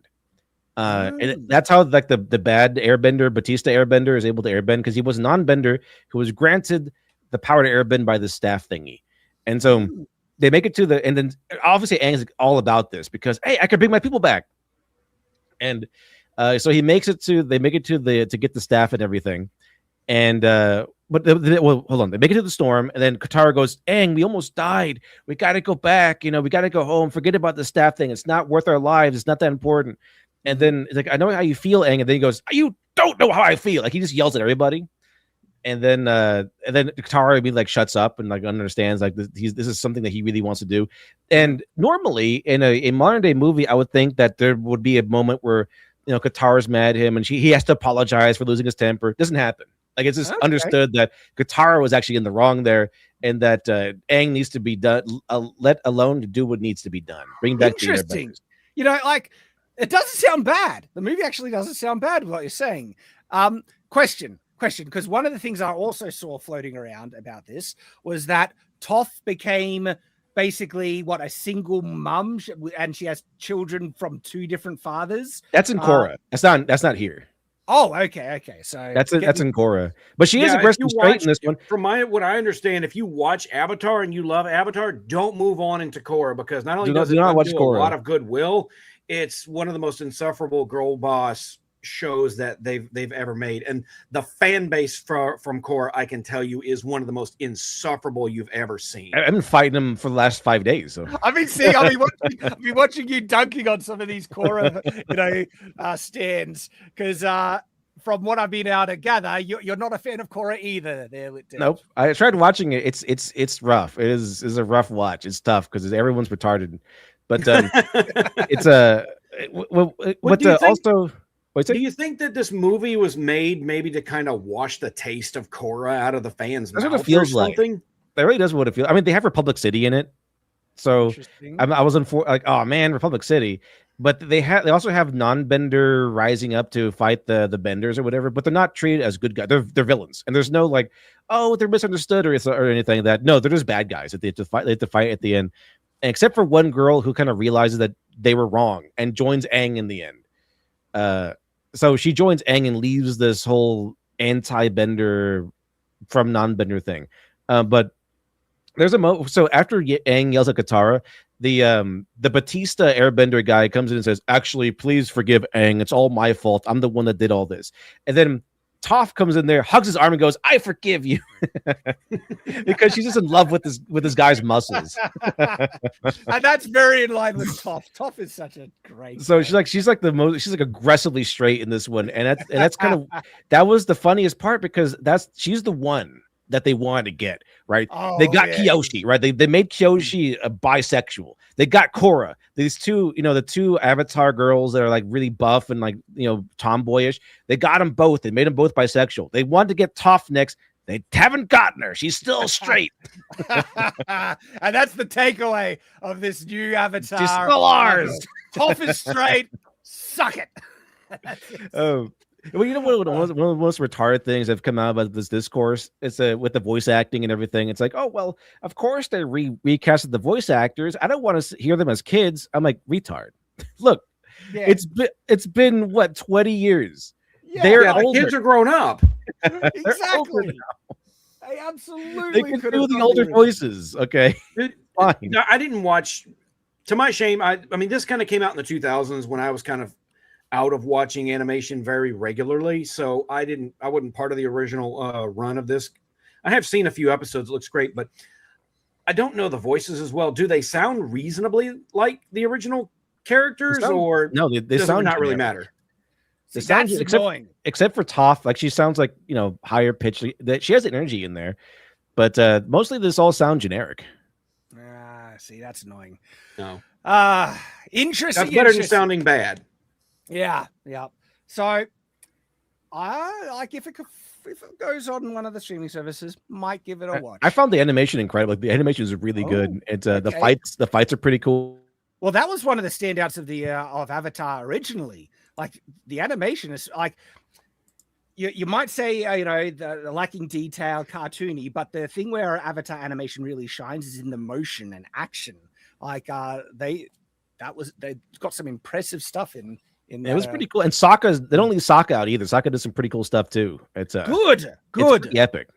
All right. They basically turn him into MacGyver, and Sokka still has no fear. They're like fighting all these newly made airbenders. He just comes in, brave, coming in with a new invention. Hiya, take this. Nice. Crashes in there. Sokka's still a badass. He still hadn't found a way to get his girlfriend back from the moon, though. No, because for some reason, no. Oddly enough, what's going on is that in the comics, Mai leaves Zuko for no reason. This leaves him, gets a new boyfriend who's and the boyfriend is allowed to dishonor him in public. Like, I got Mai, you don't, ha ha ha ha. And that's kind of what happens, and Zuko has to just take it. So that's happens in the comics. And one thing that I found perturbing was that why isn't Mai in the picture in the movie? She's not in the movie because we don't have Mai, Azula, or Ty Lee. Now, Azula and Ty Lee, I can say, okay, don't have them in there. They're not. You don't really need them for this movie. But I would think that Mai could have at least gotten a cameo. It's like, oh yeah, she's Fire Lady or something like that. She's in there, but she's nowhere to be found. Neither is Suki, by the way. Nowhere to be found here either. I think some of them might be in the credits. I think Iroh is technically still alive. He's in the credits. But none of them make any appearances. Only Aang is the one with the girlfriend. I mean, maybe that's to focus on Aang's relationship, I guess. Yeah. But Katara and Aang are the only couple to kind of bring into this. Maybe they're just trying to kind of keep it between the main group, that from the first few seasons. Possibly. But that has been interesting. How did the whole thing get leaked? That one is also wild. I think it's like some Fisher hacking scheme. It got hacked by. I assume it's like a Fisher thing, and not like I'm typing on my keyboard at 500 miles an hour and got it. Yeah. All right. Moving to the next comment, gentlemen. Are any of you fans of Gundam? Yes. You like it? I consider myself. I consider myself a fan, but I'm not widely watched and versed in Gundam. Really, the main series that I have watched that I really enjoyed, I actually own the entire series on DVD, is Gundam Wing. I knew you'd say that one. Yeah, well, Gundam Wing was the boy band one. Yeah. Right. That's what I was about to say. There's multiple Gundams. It's cool. But to be fair, that's the one I grew up on too, because it was on Toonami, and it was exactly. Bad, right? That's what everyone wanted Death Scythe. Everyone wanted Heavy Arms. Oh, I was always Wing Gundam. Cool. Give me Wing Gundam, the one that turns into the plane. And I was into that until I saw Mobile Suit Gundam, and I got obsessed with Zaku's. Zaku's are cool. Zaku, especially specifically Char Aznabul's Zaku, the red one, the red comet. I love that one. That one's great. I have to admit, I was a fan. I started becoming a fan of G Gundam when that came G- out. I was yeah, just such a fan of G how Gundam was over the cool. top and ridiculous it was. I unfortunately didn't finish the series because I started nursing school about the time I was binging it, and I just did not have time to binge It's anything crazy. at that point. Like, But G but Gundam it, was it is cool. such I like a that. it was such a great over the top show. I want to go back and finish it because my little brother watched it and loved it, and he doesn't watch and love anything. He's practically a Luddite. It's more shonen because it's about fighting. Right. It's more about fighting than a space war, and it's pretty cool. I like the different. Every nation has their own Gundam. It's pretty awesome. Mhm. Yeah, and every So- nation's Gundam is like a stereotype of something from that Yeah, it's country. great. I think America has boxing or something like that. It was I thought he was a football player and a boxer. it's great. So- I love G Gundam. It's pretty good. I might have to look at that one because you're right, Litdev. Like because Gundam Wing, well, it was aired on American TV and in Australia it aired on Cartoon Network, and it was an entry point for a lot of Westerners into what Gundam was, and it was Yes. kind of my first entry into it. And as the result, it's still my favorite. But Gundam Wing is also good. Okay, It is cool. Like what Gundam Wing is really cool. It is really Yes. awesome. I like the designs and everything. I mean, But I just look at got Wing more Gundam into here. Wing Gundam has all the classic Gundam, elements, but executed really, really well. That's what I love about the Wing Gundam model. Yeah, it's awesome. I just gravitated more towards Mobile Suit Gundam once I discovered it. Like a lot. Yeah. I really like Yeah. Mobile Suit Gundam. They're in different universes. Kind of, yeah. Gundam Wing It and was- Mobile Suit Gundam different universes. Yeah, well, a lot of It- them are. It was a little interesting to hear years after the fact that Gundam Wing in Japan was basically considered kind of a joke series because the pilots were all pretty boys. Yeah, you the know, boy band. The boy band. it was a side story. It wasn't part of any of the main series or anything. It apparently wasn't taken seriously, and they were kind of shocked to hear, like, wait, you guys actually like Gundam Wing? Why? And Americans buy that first anything. episode is so unhinged when he's telling that girl's inviting him to his I'm gonna shoot birthday you. party. He's like, I'm going to kill you. What? And then the other guy comes in to save her life because he's about to kill her, and then she gets mad at him. Right? Like me and my friend actually memed on that even when we were teenagers. That girl, I forget her name, had this weird Beastcraft. fetish about saying, like, Hero, you have to come and kill me. Come and kill me, Hero. And she loves saying that. She really wanted him to kill her. You really wanted him to kill us. It's like, all right, this is getting weird now. Like maybe I the never, first 10 times- watched a lot of I never watched Gundam actually. But I did get a few Hobby Japans, and I think something it might dawn on you when you start looking closely at the design work on the Gundams. The guys who designed the Gundams, they made a huge influence on a lot of designers. You'll see the way they handle like shapes and stuff. Look at the Transformers. cars today. Yeah. The cars today are basically stealing design elements from Gundam. Yeah. Gundam's classic, man. Yeah, but it's like it's this design sense where every shape has to be just a really freaking cool shape, right? And it's like influenced design throughout industry. It is pretty impressive. And I want to enjoy another Gundam series, and so I need to look up what's one of the best Gundam series, and we watch. tried the 8th MS team. So no, I haven't watched any of the other ones. Like there is a lot of Gundam series. What about War in the Pocket? War in the Pocket's pretty good. It's like a short story. It's like it's not like a movie. It's like a shorter story. It's pretty good. It's pretty heavy too. Yeah, like there was even an a 3D animated one that appeared on Netflix not too long ago, and I actually couldn't get into that one, but that is the segue to the attached topic of Gundam, is that Netflix has announced that an actual Gundam live action film is in the works with Netflix. Have you guys heard this? I heard about it. that, yeah. So Interesting Like casting an they got all going like on an all there. black version of Gundam. That's gonna be interesting. well, this is the cast, guys. Sydney Sweeney is in this film. Sydney Sweeney, who's she gonna It's be? like, what? Wait, what Gundam movies is based on? I have no idea, but this is the supposed cast. Sydney Sweeney. I don't know this guys, but Jason Isaacs. Okay, he's a good actor. All right. Good villain You know, actor. and I don't recognize heaps of them, but I recognize this guy. I enjoy seeing him. Michael Mando was in Better Call Saul. He's a great actor. Oh, okay. But this is so weird. Like, hang on, this is going to be a Sydney Sweeney film. Look, get her in like a tight. This is what they're saying. They're saying straddling a mech. You got Sydney Sweeney in a skin tight outfit in a mech pilot. You look in a mech. That's all you need. The series is sold right there. Okay, that's what people are saying. Is like, okay, if you give Sydney Sweeney a classic sci-fi kind of outfit like that, people are not only in board. Even Arch, good old Arch, is like, I had to say it, but I'm intrigued. It's like, yeah, I'll be intrigued. Like, what universe is this movie based off of? Is it? It's got to be its own universe, its own pocket, kind of. That would probably be the safest bet, because picking something to adapt like that opens up a lot of can of worms for the Gundam purists, and really, the Gundam purists are the ones that you want to make happy the most. Making something that's just its own thing probably is the safer bet. Yeah, I'm divided because there's a couple of things to consider here, right? This is Netflix.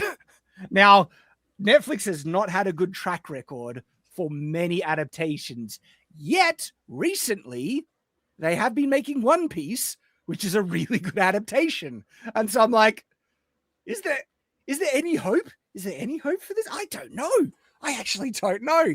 Like, if we were betting men, or I'm not, maybe you gentlemen are, if you were to balance the odds, it's Netflix, and Netflix track record has been more worse than it has been good. It only has gotten One Piece kind of right, I guess. But the other ones have been atrocious, like the Cowboy Bebop. Anyone remember that? Cowboy Bebop was a travesty that they should never be forgiven for. I watched the whole thing, man. It still haunts my nightmares. Dude, you watched I did the first episode and I was done. This is over. How did you get through the whole thing, man? It was tough. I was gonna make a video on it, but I was like, at the end, I just couldn't, because then I have to talk about it and think about it again, and I just couldn't. I couldn't really divorce my rage after watching it from. And I couldn't be objective, so I decided not to do a video on it. Yeah, so you're absolutely right. The Cowboy Bebop adaptation is an abomination. And Netflix, we should never forget that. And this is being made by Netflix, and it's annoying. Welcome to the ouch. I know, right? I know. Oh, don't get me started. They adapted Death Note too. Remember that?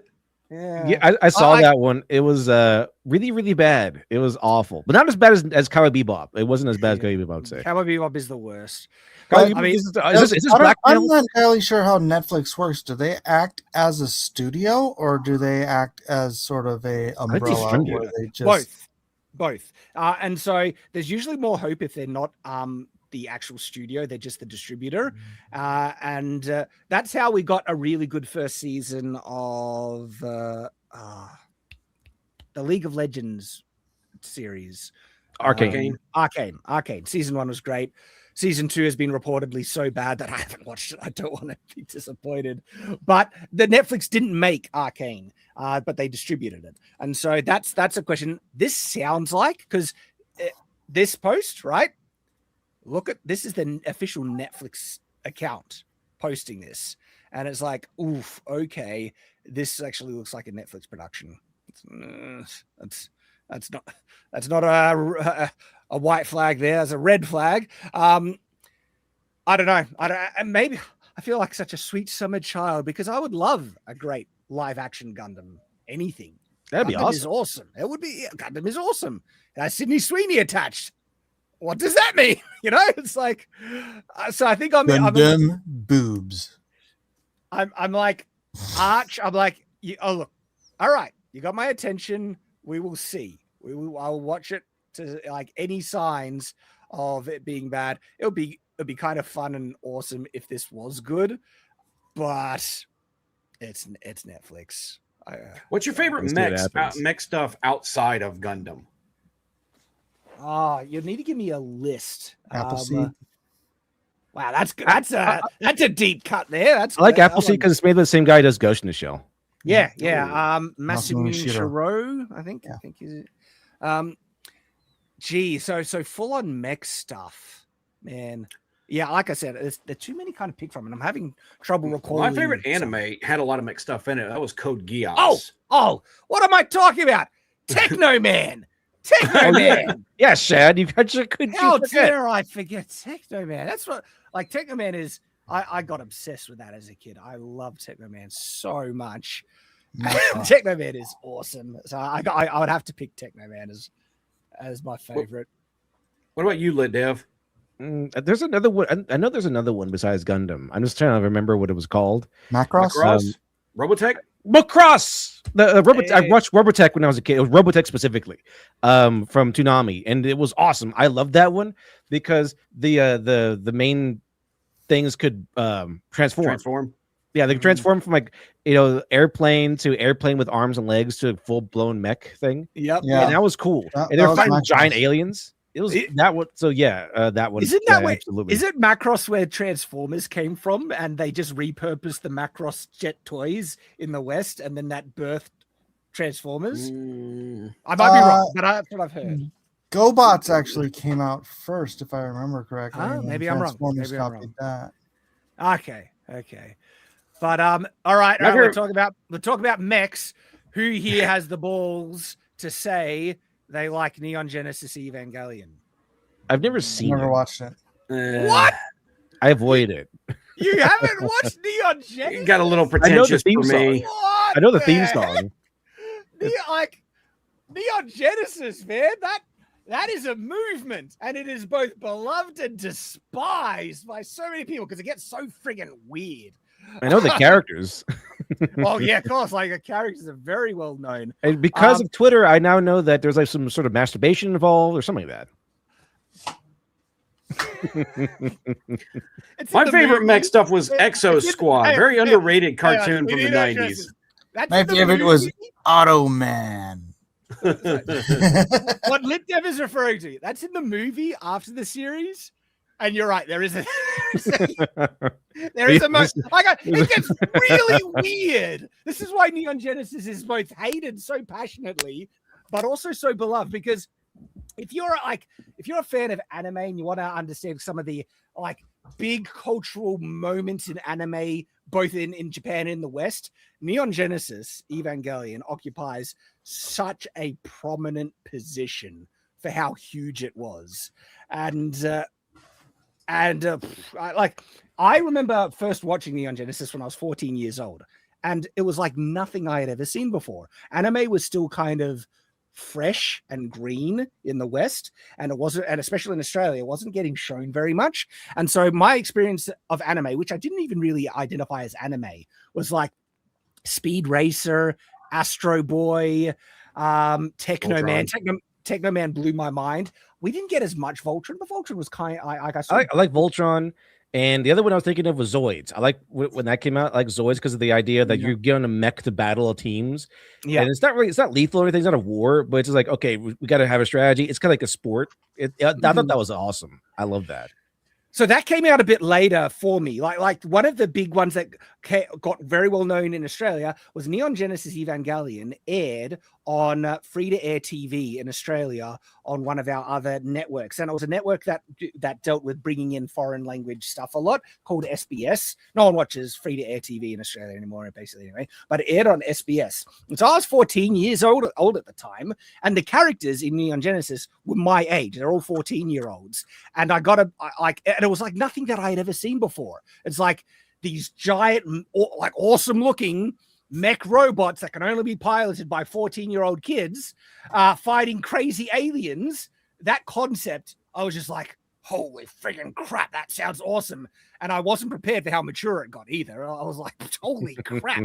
And then it gets really weird, and I don't think it was appropriate to my age at that point either. Wow. Neon Genesis, like I said, if you want to understand, like, again, anime and all that stuff, you almost have to watch it, Lit Dev. Then because I've also watched the Rebuild movies, which if you think Neon Genesis the series gets weird, the Rebuild movies, holy crap. It gets so weird. You do not understand what the hell is going on. Like, genuinely. Yeah, like I had no idea what was happening in front of me with the Rebuild movies, because the Rebuild movies started as a reboot, retelling the same stories, but then it's revealed that it's actually technically a type of sequel, that time is repeating on itself, slightly different each time, and this is another iteration of the course of events that begins to slightly deviate, and then something happens and it goes completely totally different, off the rails, and it gets so friggin' weird and you just have no idea what's going on. And the only consolation for like how weird it gets, it finally gives Shinji, the main character, a kind of a happy ending at the end of the Rebuild movies. And so people have been satisfied with that. But it's just one of those things, man. Like I heard that he gets like a girlfriend, and everyone got mad because there's been like decades long wars about who's better, Rei or Asuka. And he chooses neither. And he ends up with neither of them. And that just sets people completely off. Because, yeah. Aren't they like traumatically damaged, though? Oh, yes. Like Shinji is damaged from the beginning, and it just gets worse because he goes through so much trauma in this thing, like this duty forced on him to pilot this giant mech to save the world, and is thrust into, and his daddy issues are next level, and his dad is a scumbag and is also really weird, and it's just Neon Genesis, man. It's just one of those things, dude. It's one of those things that it's hard to describe, put into words. Only those who watch it can probably relate and understand. There's some media that makes you look at the creators and wonder what combination of drugs they are, legal and illicit, they might have been on to kind of come up with some of their concepts. We saw what it did to Stephen King in the 80s, right? But some creators just get really out there, especially from the 90s era. Like that was almost the borderline experimental time in a lot of media, anime included, where everybody's just like, throw whatever at the wall, see what sticks. If it's weird enough, some people might be drawn to just that. That's how I felt watching Eon Flux. You just watching that going, I have no idea what's going on, but man, it's really cool to look at. Yeah. Let's quickly pivot, try and jump onto one last topic. He-Man. This is like the trailer first came out. I was kind of like, oh, this doesn't look too bad. I don't see like any real, like there were slight red flags, but they could be. But ever since that trailer, things have just gotten worse. And now this is reported of what their approach is. So, from Fandom Pulse says, Tila actress affirms the film has a huge focus on toxic masculinity. That's not good. I'm tired. Wait, is the focus we're making toxic masculinity awesome again? Yeah, make it great again. Yeah. So I'm rooting for Skeletor? Well, this is the thing. So let's hear the full, more of the quote. It's hard to talk about Tila without talking about her relationship to her father, because I feel like so much of who she is has to do with how she was, I guess, let down as a kid. And I feel like that really built this outer wall around her that's sort of like shielding this inner sensitivity.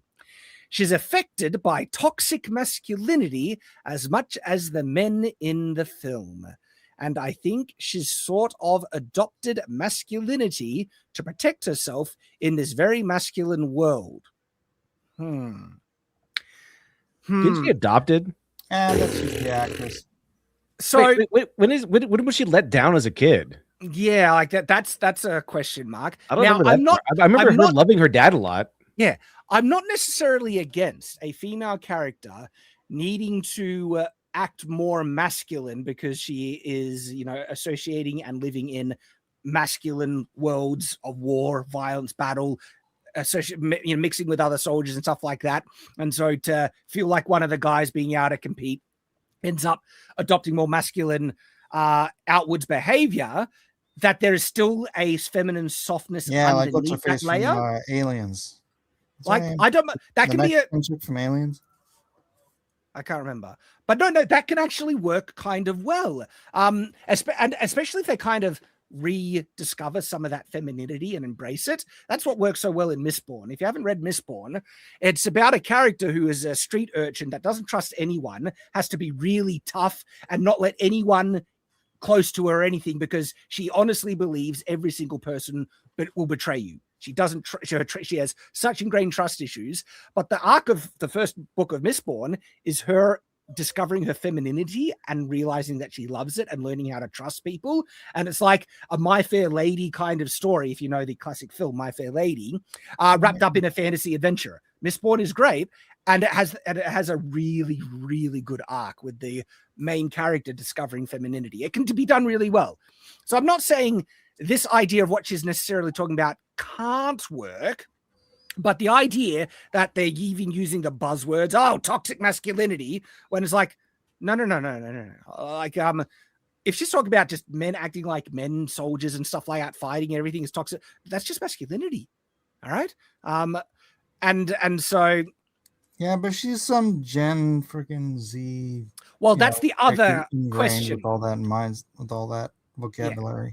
That's the other question. Is this just a random comment from the actor that is disconnected from the film? Now I've also come across another quote from the director saying that Skeletor is like a personification. I'm paraphrasing, I can't remember the exact quote, but something about Skeletor representing toxic masculinity as well.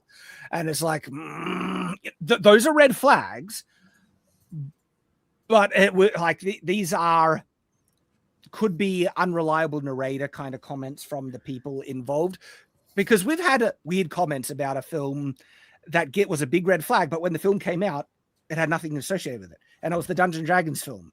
They said, "Yep, you picked my brain." That's exactly what I was about to say. They said this kind of stuff right before that movie, and I actually had a big tweet that popped off because I thought when I saw the original cartoons cast was going to be in it for a cameo. I thought they were going to do the thing where they trashed the old cartoon. I thought the characters were going to die. They were going to have them get killed. People got mad at me over that. That it didn't happen, but I remember that discourse very well. Them saying that's a commentary on toxic masculinity and all this. That movie, and there was absolutely none of it. The comment was that they really loved I forget the exact word, like feminizing or emasculating their men. Emasculating the men, specifically the main character.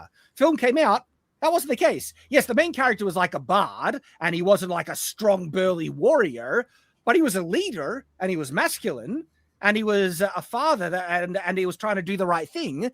And the D&D film was actually pretty good. I quite liked it. Right? And so the stupid woke commentary that the director spat out just to I guess pander to his bubble and the woke crowd was literally that, just pandering that didn't reflect the film. So I'm not saying that this film is going to be good as a result. I don't know. We'll have to wait and see, because it could be a feminist bullcrap, wet dream thing where Teela is the girl boss, showing up the men and putting them in their place for being their toxic masculinity, and they're gonna feminize and cuck He-Man. That would be a disaster. I would hate that if they did that. We've already seen that, Shad. We already saw that when Kevin Smith did his version over on Netflix, and I got to tell you, I'm still mad at that. Yeah, I lost my cool. So it was 2/3 of a great episode, and the rest of it was just the worst of the worst. And Kevin Smith he needs to be beaten with rebar in Minecraft over what he did with that. Yeah, Gary from the Rudder, great point about that. He would not have been, he was the wrong person to get for that, because he would have been a teenager when He-Man came out. Yeah, and teenagers didn't watch He-Man. I was 5 years old watching He-Man. I would have been the right person to write that, because it did kind of influence me at that time. Someone who watched it and unironically liked it, not somebody who watched it and ironically liked these things. Well, no, uses it as a skin suit for yourself. I'm sorry, I'm rambling. No, Kevin Smith said he didn't really like it. He didn't really like He-Man. He thought it was kiddie. So we could tell. Yeah, and I love He-Man. And I got a video on Shadiversity talking about why He-Man is needed and the virtue in the concept behind He-Man and why it's so positive and healthy for young boys. And then I did a review here on Night's Watch, just ripping apart that abomination He-Man Revelations, I think it was called. What a piece of crap. And so I was kind of having small hope that this new He-Man film might actually embrace the best parts of He-Man. I love He-Man as a classic concept and character. I have a lot of nostalgic love from my childhood with He-Man. And so I want a good He-Man film. But now I don't know. Now my hopes are, I have no hopes at all. And I'm just going to go in blank and not expect anything. It could be a disaster. There are some red flags. These could be false flags. We don't know. We'll find out now. But my enthusiasm and hope is basically dead. I will probably go see this and report back what I see. Because I don't know. I almost feel obligated to at this point. I am curious. I won't say I have no hope, Shad. There might be some redeeming qualities to it. If they just make it some fun slop, I think it'll be just fine. But it does seem like Hollywood might be toning down a lot of messaging that we've been getting lately. And based on what happened with the D&D movie, I kind of wonder if they're just paying lip service because they're expected to somewhere, and it's just completely distant at all from the final product. Or they're just talking out of their heads. Yeah. Or another orifice. That too. But hey, let's grab some of these super chats. We got a $20 from Walla Yamuna. Good to see you, man. He says, "You mean the usual people are trying to subvert things again? Insert shocked face here. Remember, guys, evil cannot create anything new. It can only corrupt and ruin what good forces have invented or made." Yeah. Yep. We got a $5 chat from James Abbey. Says, "Did you hear Jill Barab's book, Just Stab Me Now, might be made into a movie?" Dude, that's awesome. Well done. All power to her. I like Jill. She's a good gal. She makes kind of adjacent sword related content, and good on her. Good on her. $2 from Random Unbread Commentator says, "Cammy and Chun Li bring 4 really good points out." I see what you did there, sir.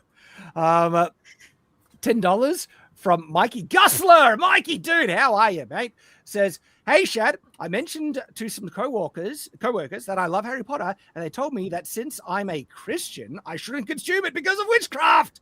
Correct. What should my response be to them? False. That's nonsense. Correct. This is so absolutely. It's such an old argument. It is such a bullcrap thing. It is not witchcraft. Don't give me that bullcrap. J.K. Rowling was heavily influenced by her Catholic roots when writing Harry Potter, and it's very clear. As I've been going through all the books, I just finished Order of the Phoenix, and there's a lot of Christian influence, Christian themes, and absolutely. I get annoyed with the whole over knee-jerk satanic panic reaction of some Christians, not all Christians, by the way. Yeah, but they were right. No, they're wrong, Mike. Don't give me that. And they were right. It pushes people away from Christ. Ask every witch today. If you're trying to say, no, don't even give me that. Mike, I don't want to argue. Why they want to become a witch. They will not say even Harry admit Potter. It is not witchcraft. Don't give me that. No, the truth, not. Shad. No, it's nonsense. It is an absolute nonsense argument. Absolutely true. And it is misinterpreting the Bible, and it pushes people away from Christianity, makes them more atheists. What do you mean it's misinterpreting absolutely the Bible? It is. What's misinterpreting the Bible? And this whole thing about trying to say Thou shalt not wrong by suffer a witch consuming to Harry live. Potter? No. Get out of that. I'm not even going to entertain such bullcrap anymore. It is nonsense. But if you want to talk about that on your channel, go to town. But this, no. Thou shalt not suffer a witch to live. It's because you think they're witches. Get out of here. It's magic. It's fantasy magic. It is nothing similar to real witchcraft. I'm talking about the women. You're a witch, Harry. All right. Harry's a wizard, so that doesn't count at all. He's not a witch. Yes. Whatever. Same thing. Random unread commenter says, sorcery. I did not hear a bell, sir. Yuga, sir. What is that reference to? I didn't. The fact that Talsim is Indian. Do not redeem, sir. Do not redeem. Do not redeem. Why that's so deep? Nathan Cassidy 721-499 says goblins aren't Jews or orcs. Goblins aren't Jews and orcs aren't black. Yes, you are correct, sir. They are in Harry Potter. No, they're not. Give me a break. Have you seen? Mike, you are having such wild bad takes all of a sudden. No, they're not Jews. Okay. What do the goblins do in Harry Potter? Goblins are monstrous creatures. And What do they do in Harry Potter? Mike, you're self-reporting yourself. If you see Jews, that's a you problem. What are you doing? No, what do they do in Harry Potter? They lead rebellions, and they do a lot. No, in Harry Potter. Yeah, they lead rebellions. There's What, a lot of more about goblin rebellions. They're the bankers, right? Oh, and that makes them Jews. Give me a break, dude. No, I mean, it's such an obvious trope. No, yeah, some of them work. There are goblins that work in the bank. Yeah. But not all goblins work in banks, Mike. Well, not all Jews work in banks. No, they're not Jews. And some goblins work in Hollywood. All right, Lindev, I'll give you that one. That was a good one. But the Dwarven language looks an awful lot like Hebrew to me. Was that part of it? When you think about it, the dwarves, they hoard money under a mountain. They got big noses. See you guys. Yeah, right. Don't even flirt with it, guys. I can get the jokes. I can get the jokes, but come on. Albatross 4920 $5 says everything they say and do is because they're jelly of other women. Even a fictional one, they hate children because they want their own to succeed. But not only that, I think that there are multiple kind of psychological things. Like people are saying that they seem to reject it because they might not ever have children, and so they resent the fact that people might have paternal instincts and will be able to have children and they can't. And then, of course, there's the self-reporting nature of it all. It's like, if you see that child as a sexualized kind of, child, it's like, that's a you problem, mate, because I'm not seeing that. Normal people are not seeing that. So yeah, makes you. Nathan Cassidy, how are you again, mate? Our wonderful mod for 499 says that fame is called Neverness to Everness. Looks like a gacha game. Okay, that's the one where it's only got the straight romances that were triggering people, I believe. Xavier Saviorheart for 3331 for $5 says, "G'day. Funny that Reddit is censoring pro review but not PDF art." Yeah, funny that, isn't it? Heretics, all of them. Protect Diana at all costs. I would start a crusade to save her. Many men would go out, like, sacrifice themselves to save children. In fact, many men have. Think of the Titanic. Okay, that's because there are predators, Shad. Apparently, not enough credit is given to the heroic sacrifice that those men did on the Titanic, that stayed willingly to let women and children live. That is next level. And these were just common men of the period. Well, I mean, if they sacrifice themselves to let women live, okay, they're men. But because they sacrifice themselves to let children live, they must be predators. They must be predators. Yeah. Oh my gosh. The Musing Ox 1635 $5 says, "Hail all, I have a diagram that breaks down masculine and feminine domains. I tag you on Elon Tube. It would be to add your discussion. Musing Ox cheers." Okay, I'll give it a look, mate. Thank you for. Oh my gosh, going back to the sacrificing yourself for women thing, it just made me think, yeah, but there's certain women you just really wouldn't sacrifice yourself for. And then I was thinking, we watched this episode. We watched Naked and Afraid, my wife and I. Any of you recognize? Have you seen that, Joe? It's like people are put out in the wilderness, literally naked. I mean, they blur everything out, but it's like they Naked and Afraid. Is that what you're talking about? Naked and Afraid? Yeah. Okay. So the one we watched last night, I guess it just came out. This dude goes out there with this chick, this girl boss, right? And he's like an alpha bro, and like, she is just trying to girl boss so much. He literally tapped out on day 3 so he didn't have to deal with her. Like, he was doing perfectly fine. Everything. Yeah. He's like, I'm not having any problems here. I just don't want to be around her anymore. So she like I've only first time anyone's ever nagged someone off the show. Damn.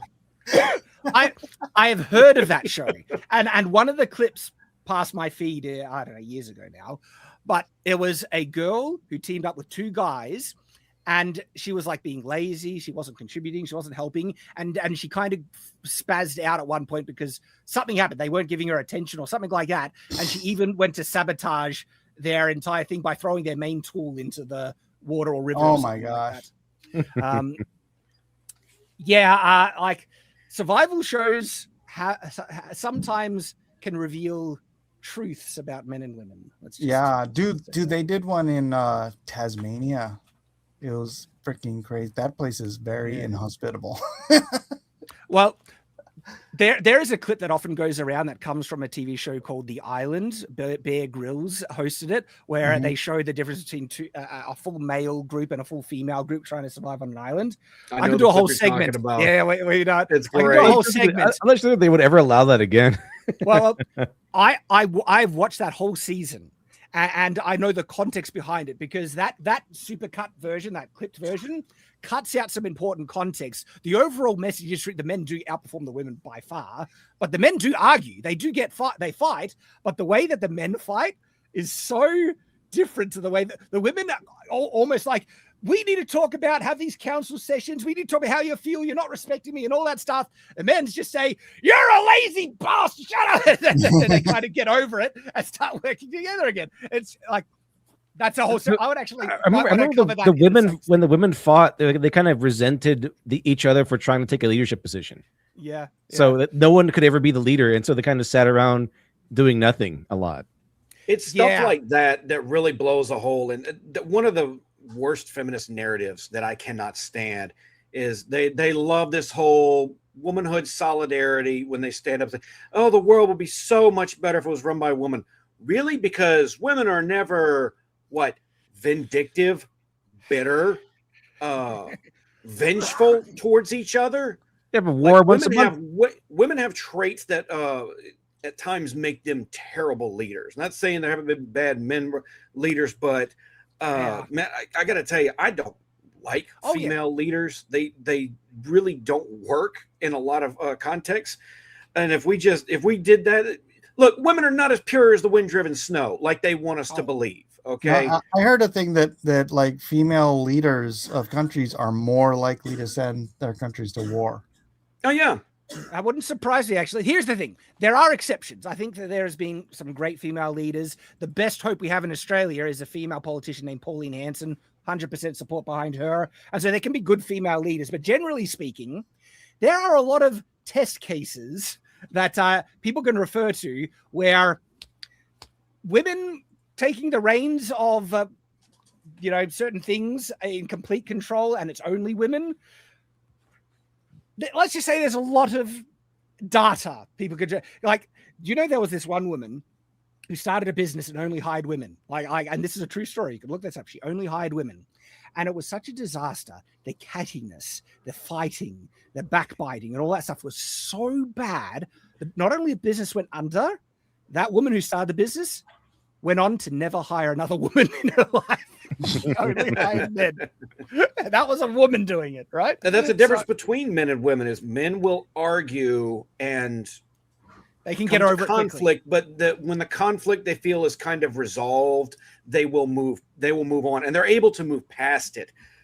Women by nature are very vindictive and they will hold a grudge for a very long time, if not forever. Oh yeah. Some girl that you dumped in high school still hates your guts. I guarantee it. Sorry, I didn't mean to talk over you.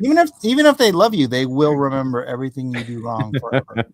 Yeah. Also, that seems very shonen anime, right? We see this a lot in shonen anime where if two guys fight, it's like the bad guy can be an entire arc, like Vegeta, and boom, they're friends. Mm-hmm. Yep. Like you only kill me once, bro. It's fine. Yeah, no, it's all right. Well said. Nathan Cassidy for $4.99 says, it must be frustrating being a woke leftist right now. They've been trying to take down right-wingers for years, also to watch them own themselves. It feels like they're losing, but they're still around. The left, like progressive mind people, there's just as many as there was before. But they have been taking some L's, but we can't put our guard down. They want to take over society with their ideology as much as ever before. Michael Martin, 7425 for $2 says, Gundam Wing is the universal century, but inverted. I don't know what that means. Gundam Wing is the universal century is the universe it's in. So universal century, I think, and then we have the other one, which is I think it's called like the war, the mobile. So I forgot which one was called, but yeah, I think Universal Century is one of the universes. I forgot what the other one was called though at the moment. Yeah.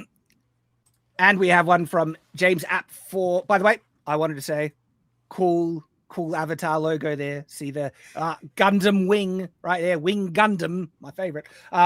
James App for $10 says.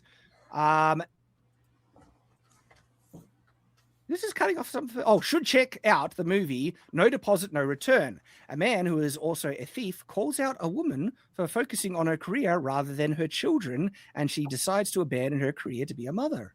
Based. Based. All right, I might do that. But all righty, come to end of another Culture Crusade. There's always more topics. Maybe we'll get to talk about it another thing, because Lit Dev, there's a subject I want to discuss and just get your take. Have you ever tried to I've experimented. I was bored. All right, don't blame me for this. Don't blame me for this. Romantic comedy anime. Have you ever tried to watch one of these things? I think so. What are some examples? I saw one not that long ago. That was So the one that is quite prominent and popular, it seems, and it has up to 5 seasons now. And out of morbid curiosity, I was like, what is this? Rent a Girlfriend. Have you heard of Rent a Girlfriend? I've heard of it. I've not seen it, but I heard it was really good. I don't think I've ever watched an anime more than this friggin' thing in my life. I can't stand it, yet why am I still watching this piece of crap? The main character is the biggest friggin' simp in the world. The main female thing is she's a thought. Yeah, she's a nice-hearted thought. She's still a thought, right? And then there is this other girl that loves him to death. She's really wanting to be his girlfriend. She's way more nice and is not. Anyway, it's frustrating the hell out of me, this piece of crap show, and I don't know why I'm watching it.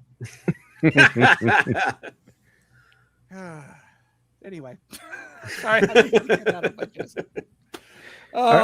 think it's the one I saw like a bunch of endings too. Like, oh yeah, she's gonna break up with him because she wants to go do other things or something like that. Or she's getting married.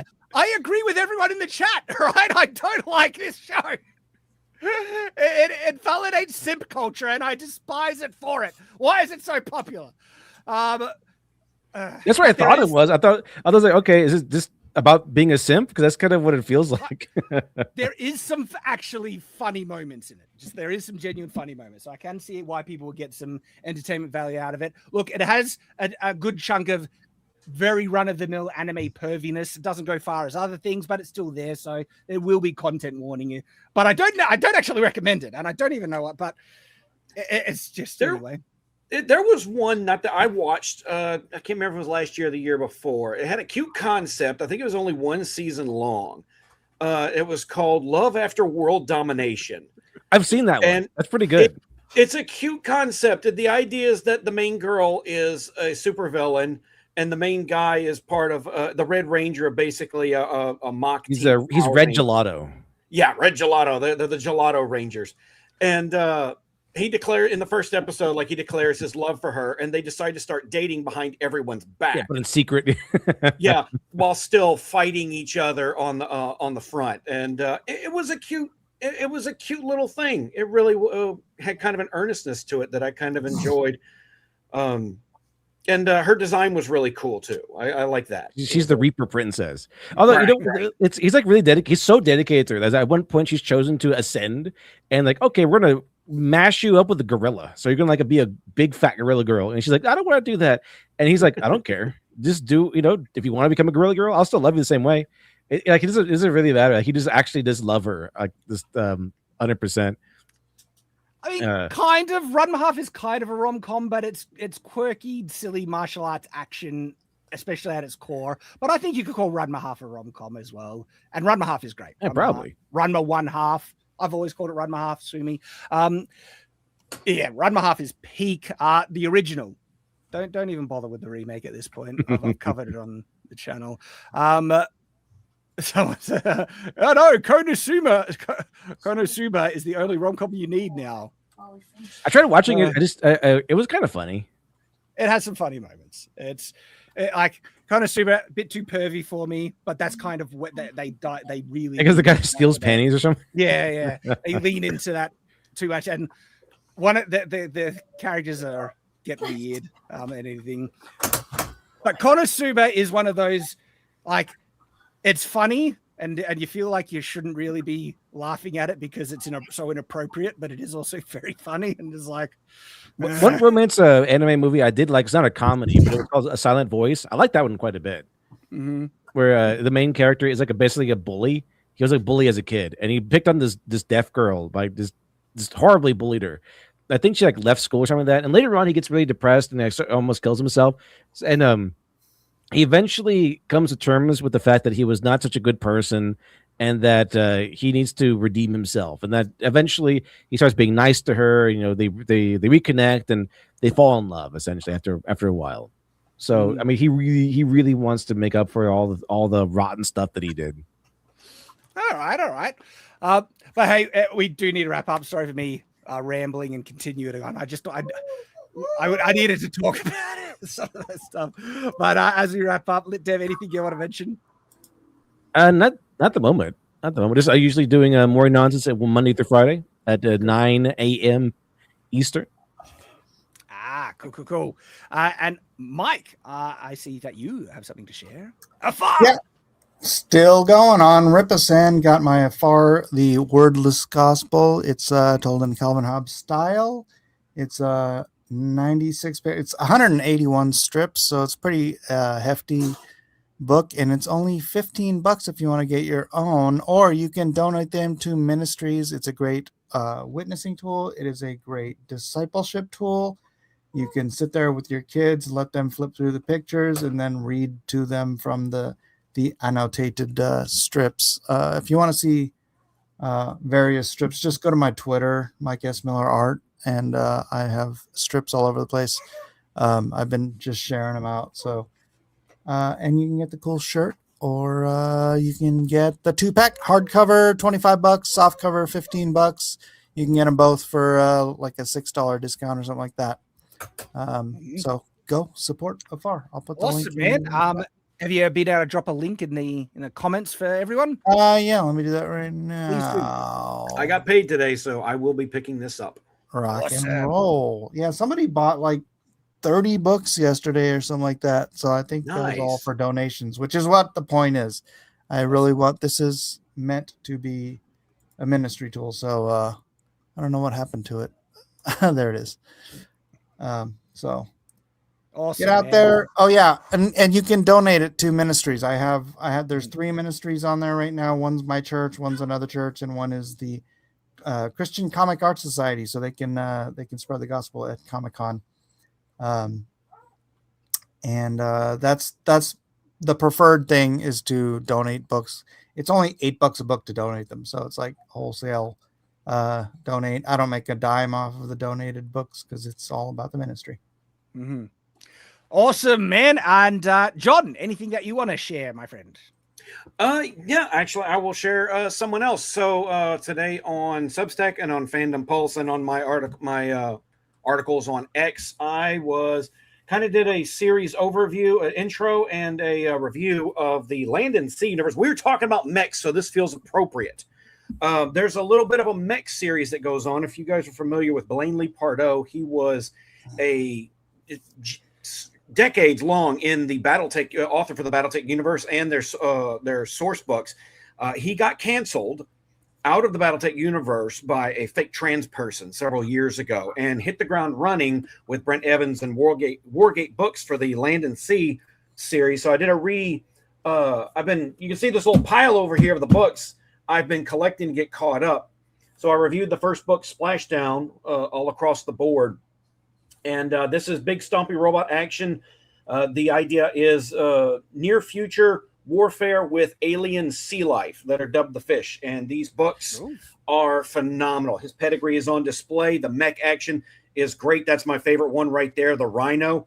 They look like Mech Warrior, classic Mech Warrior mechs. A little bit. They're not several stories tall. Do you think maybe Exo Squad, a little bit taller, about tank size, about 10, 12 feet tall or so. But they still, this is great stuff. And they're just had he's a very prolific writer. So he ends up writing very quickly. This one's an anthology. And so they're up to their 10th book right now. I've been running through the books on audiobook to get to them. This one right here is a great bank heist. That one's a pretty cool one. And they've got more on the way. They have a graphic novel called Paradise that just wrapped up. That was also good. They've got a tabletop war game that is in production and play testing right now. It's going to be coming out in the near future. So if you want something that is going to scratch that itch for mecha action that's feels very grounded and a little realistic, a little more realistic than Gundam, perhaps. Land and Sea by Blaine Lee Pardoe. Got just ordered the 10th book today. I got all 9 of them here. I don't know where the graphic novel is. But yeah, check it out, guys. Hey, good awesome. stuff. Awesome. And for me, I mean, it's an update. It's an update, but for me, it's a big update. Finished my book. Finished. Oh, it feels good. Now when I say the finished, best feeling. First draft Until you get to those edits. Well, I still need to I still need to write the epilogues, but the story is complete. The end has been typed, and the story is done. Now I'll write the epilogues, and it's editing and revision, and that's gonna now the writing can begin. Now the writing can begin, right? It's good. Like you want to guess what the book word count is sitting on at the moment in completion without the epilogue? 230K. More than 1,000 words. Yes, a lot more than that. 260,000 words. Oh boy! And so this is more than twice the size of a standard fantasy novel, right? And look, it's not the full length of what some of Wheel of Time reaches or Brandon Sanderson. They can reach up to 400,000. Some of those books, but in terms of the standard fantasy, this is twice the size, which is going to take twice as long to edit. And I have a great editor that I work with. She's not cheap though, and editors always charge a certain amount per cent. And because this book is so big, it's gonna hit me in the wallet, that's for sure. But it'll be worth it. It'll be worth it. Because I'm really happy with how it's turned out. And now it's time to take this diamond in the rough, and polish it into something great. And I'm looking forward to it. And I've even got other cool things in the works with it. But that's me. Thank you everyone for joining us on another Culture Crusade, talking about pop culture and the craziness of what's going on in the world. There we have it. We will see you next time. And as always, stay on watch.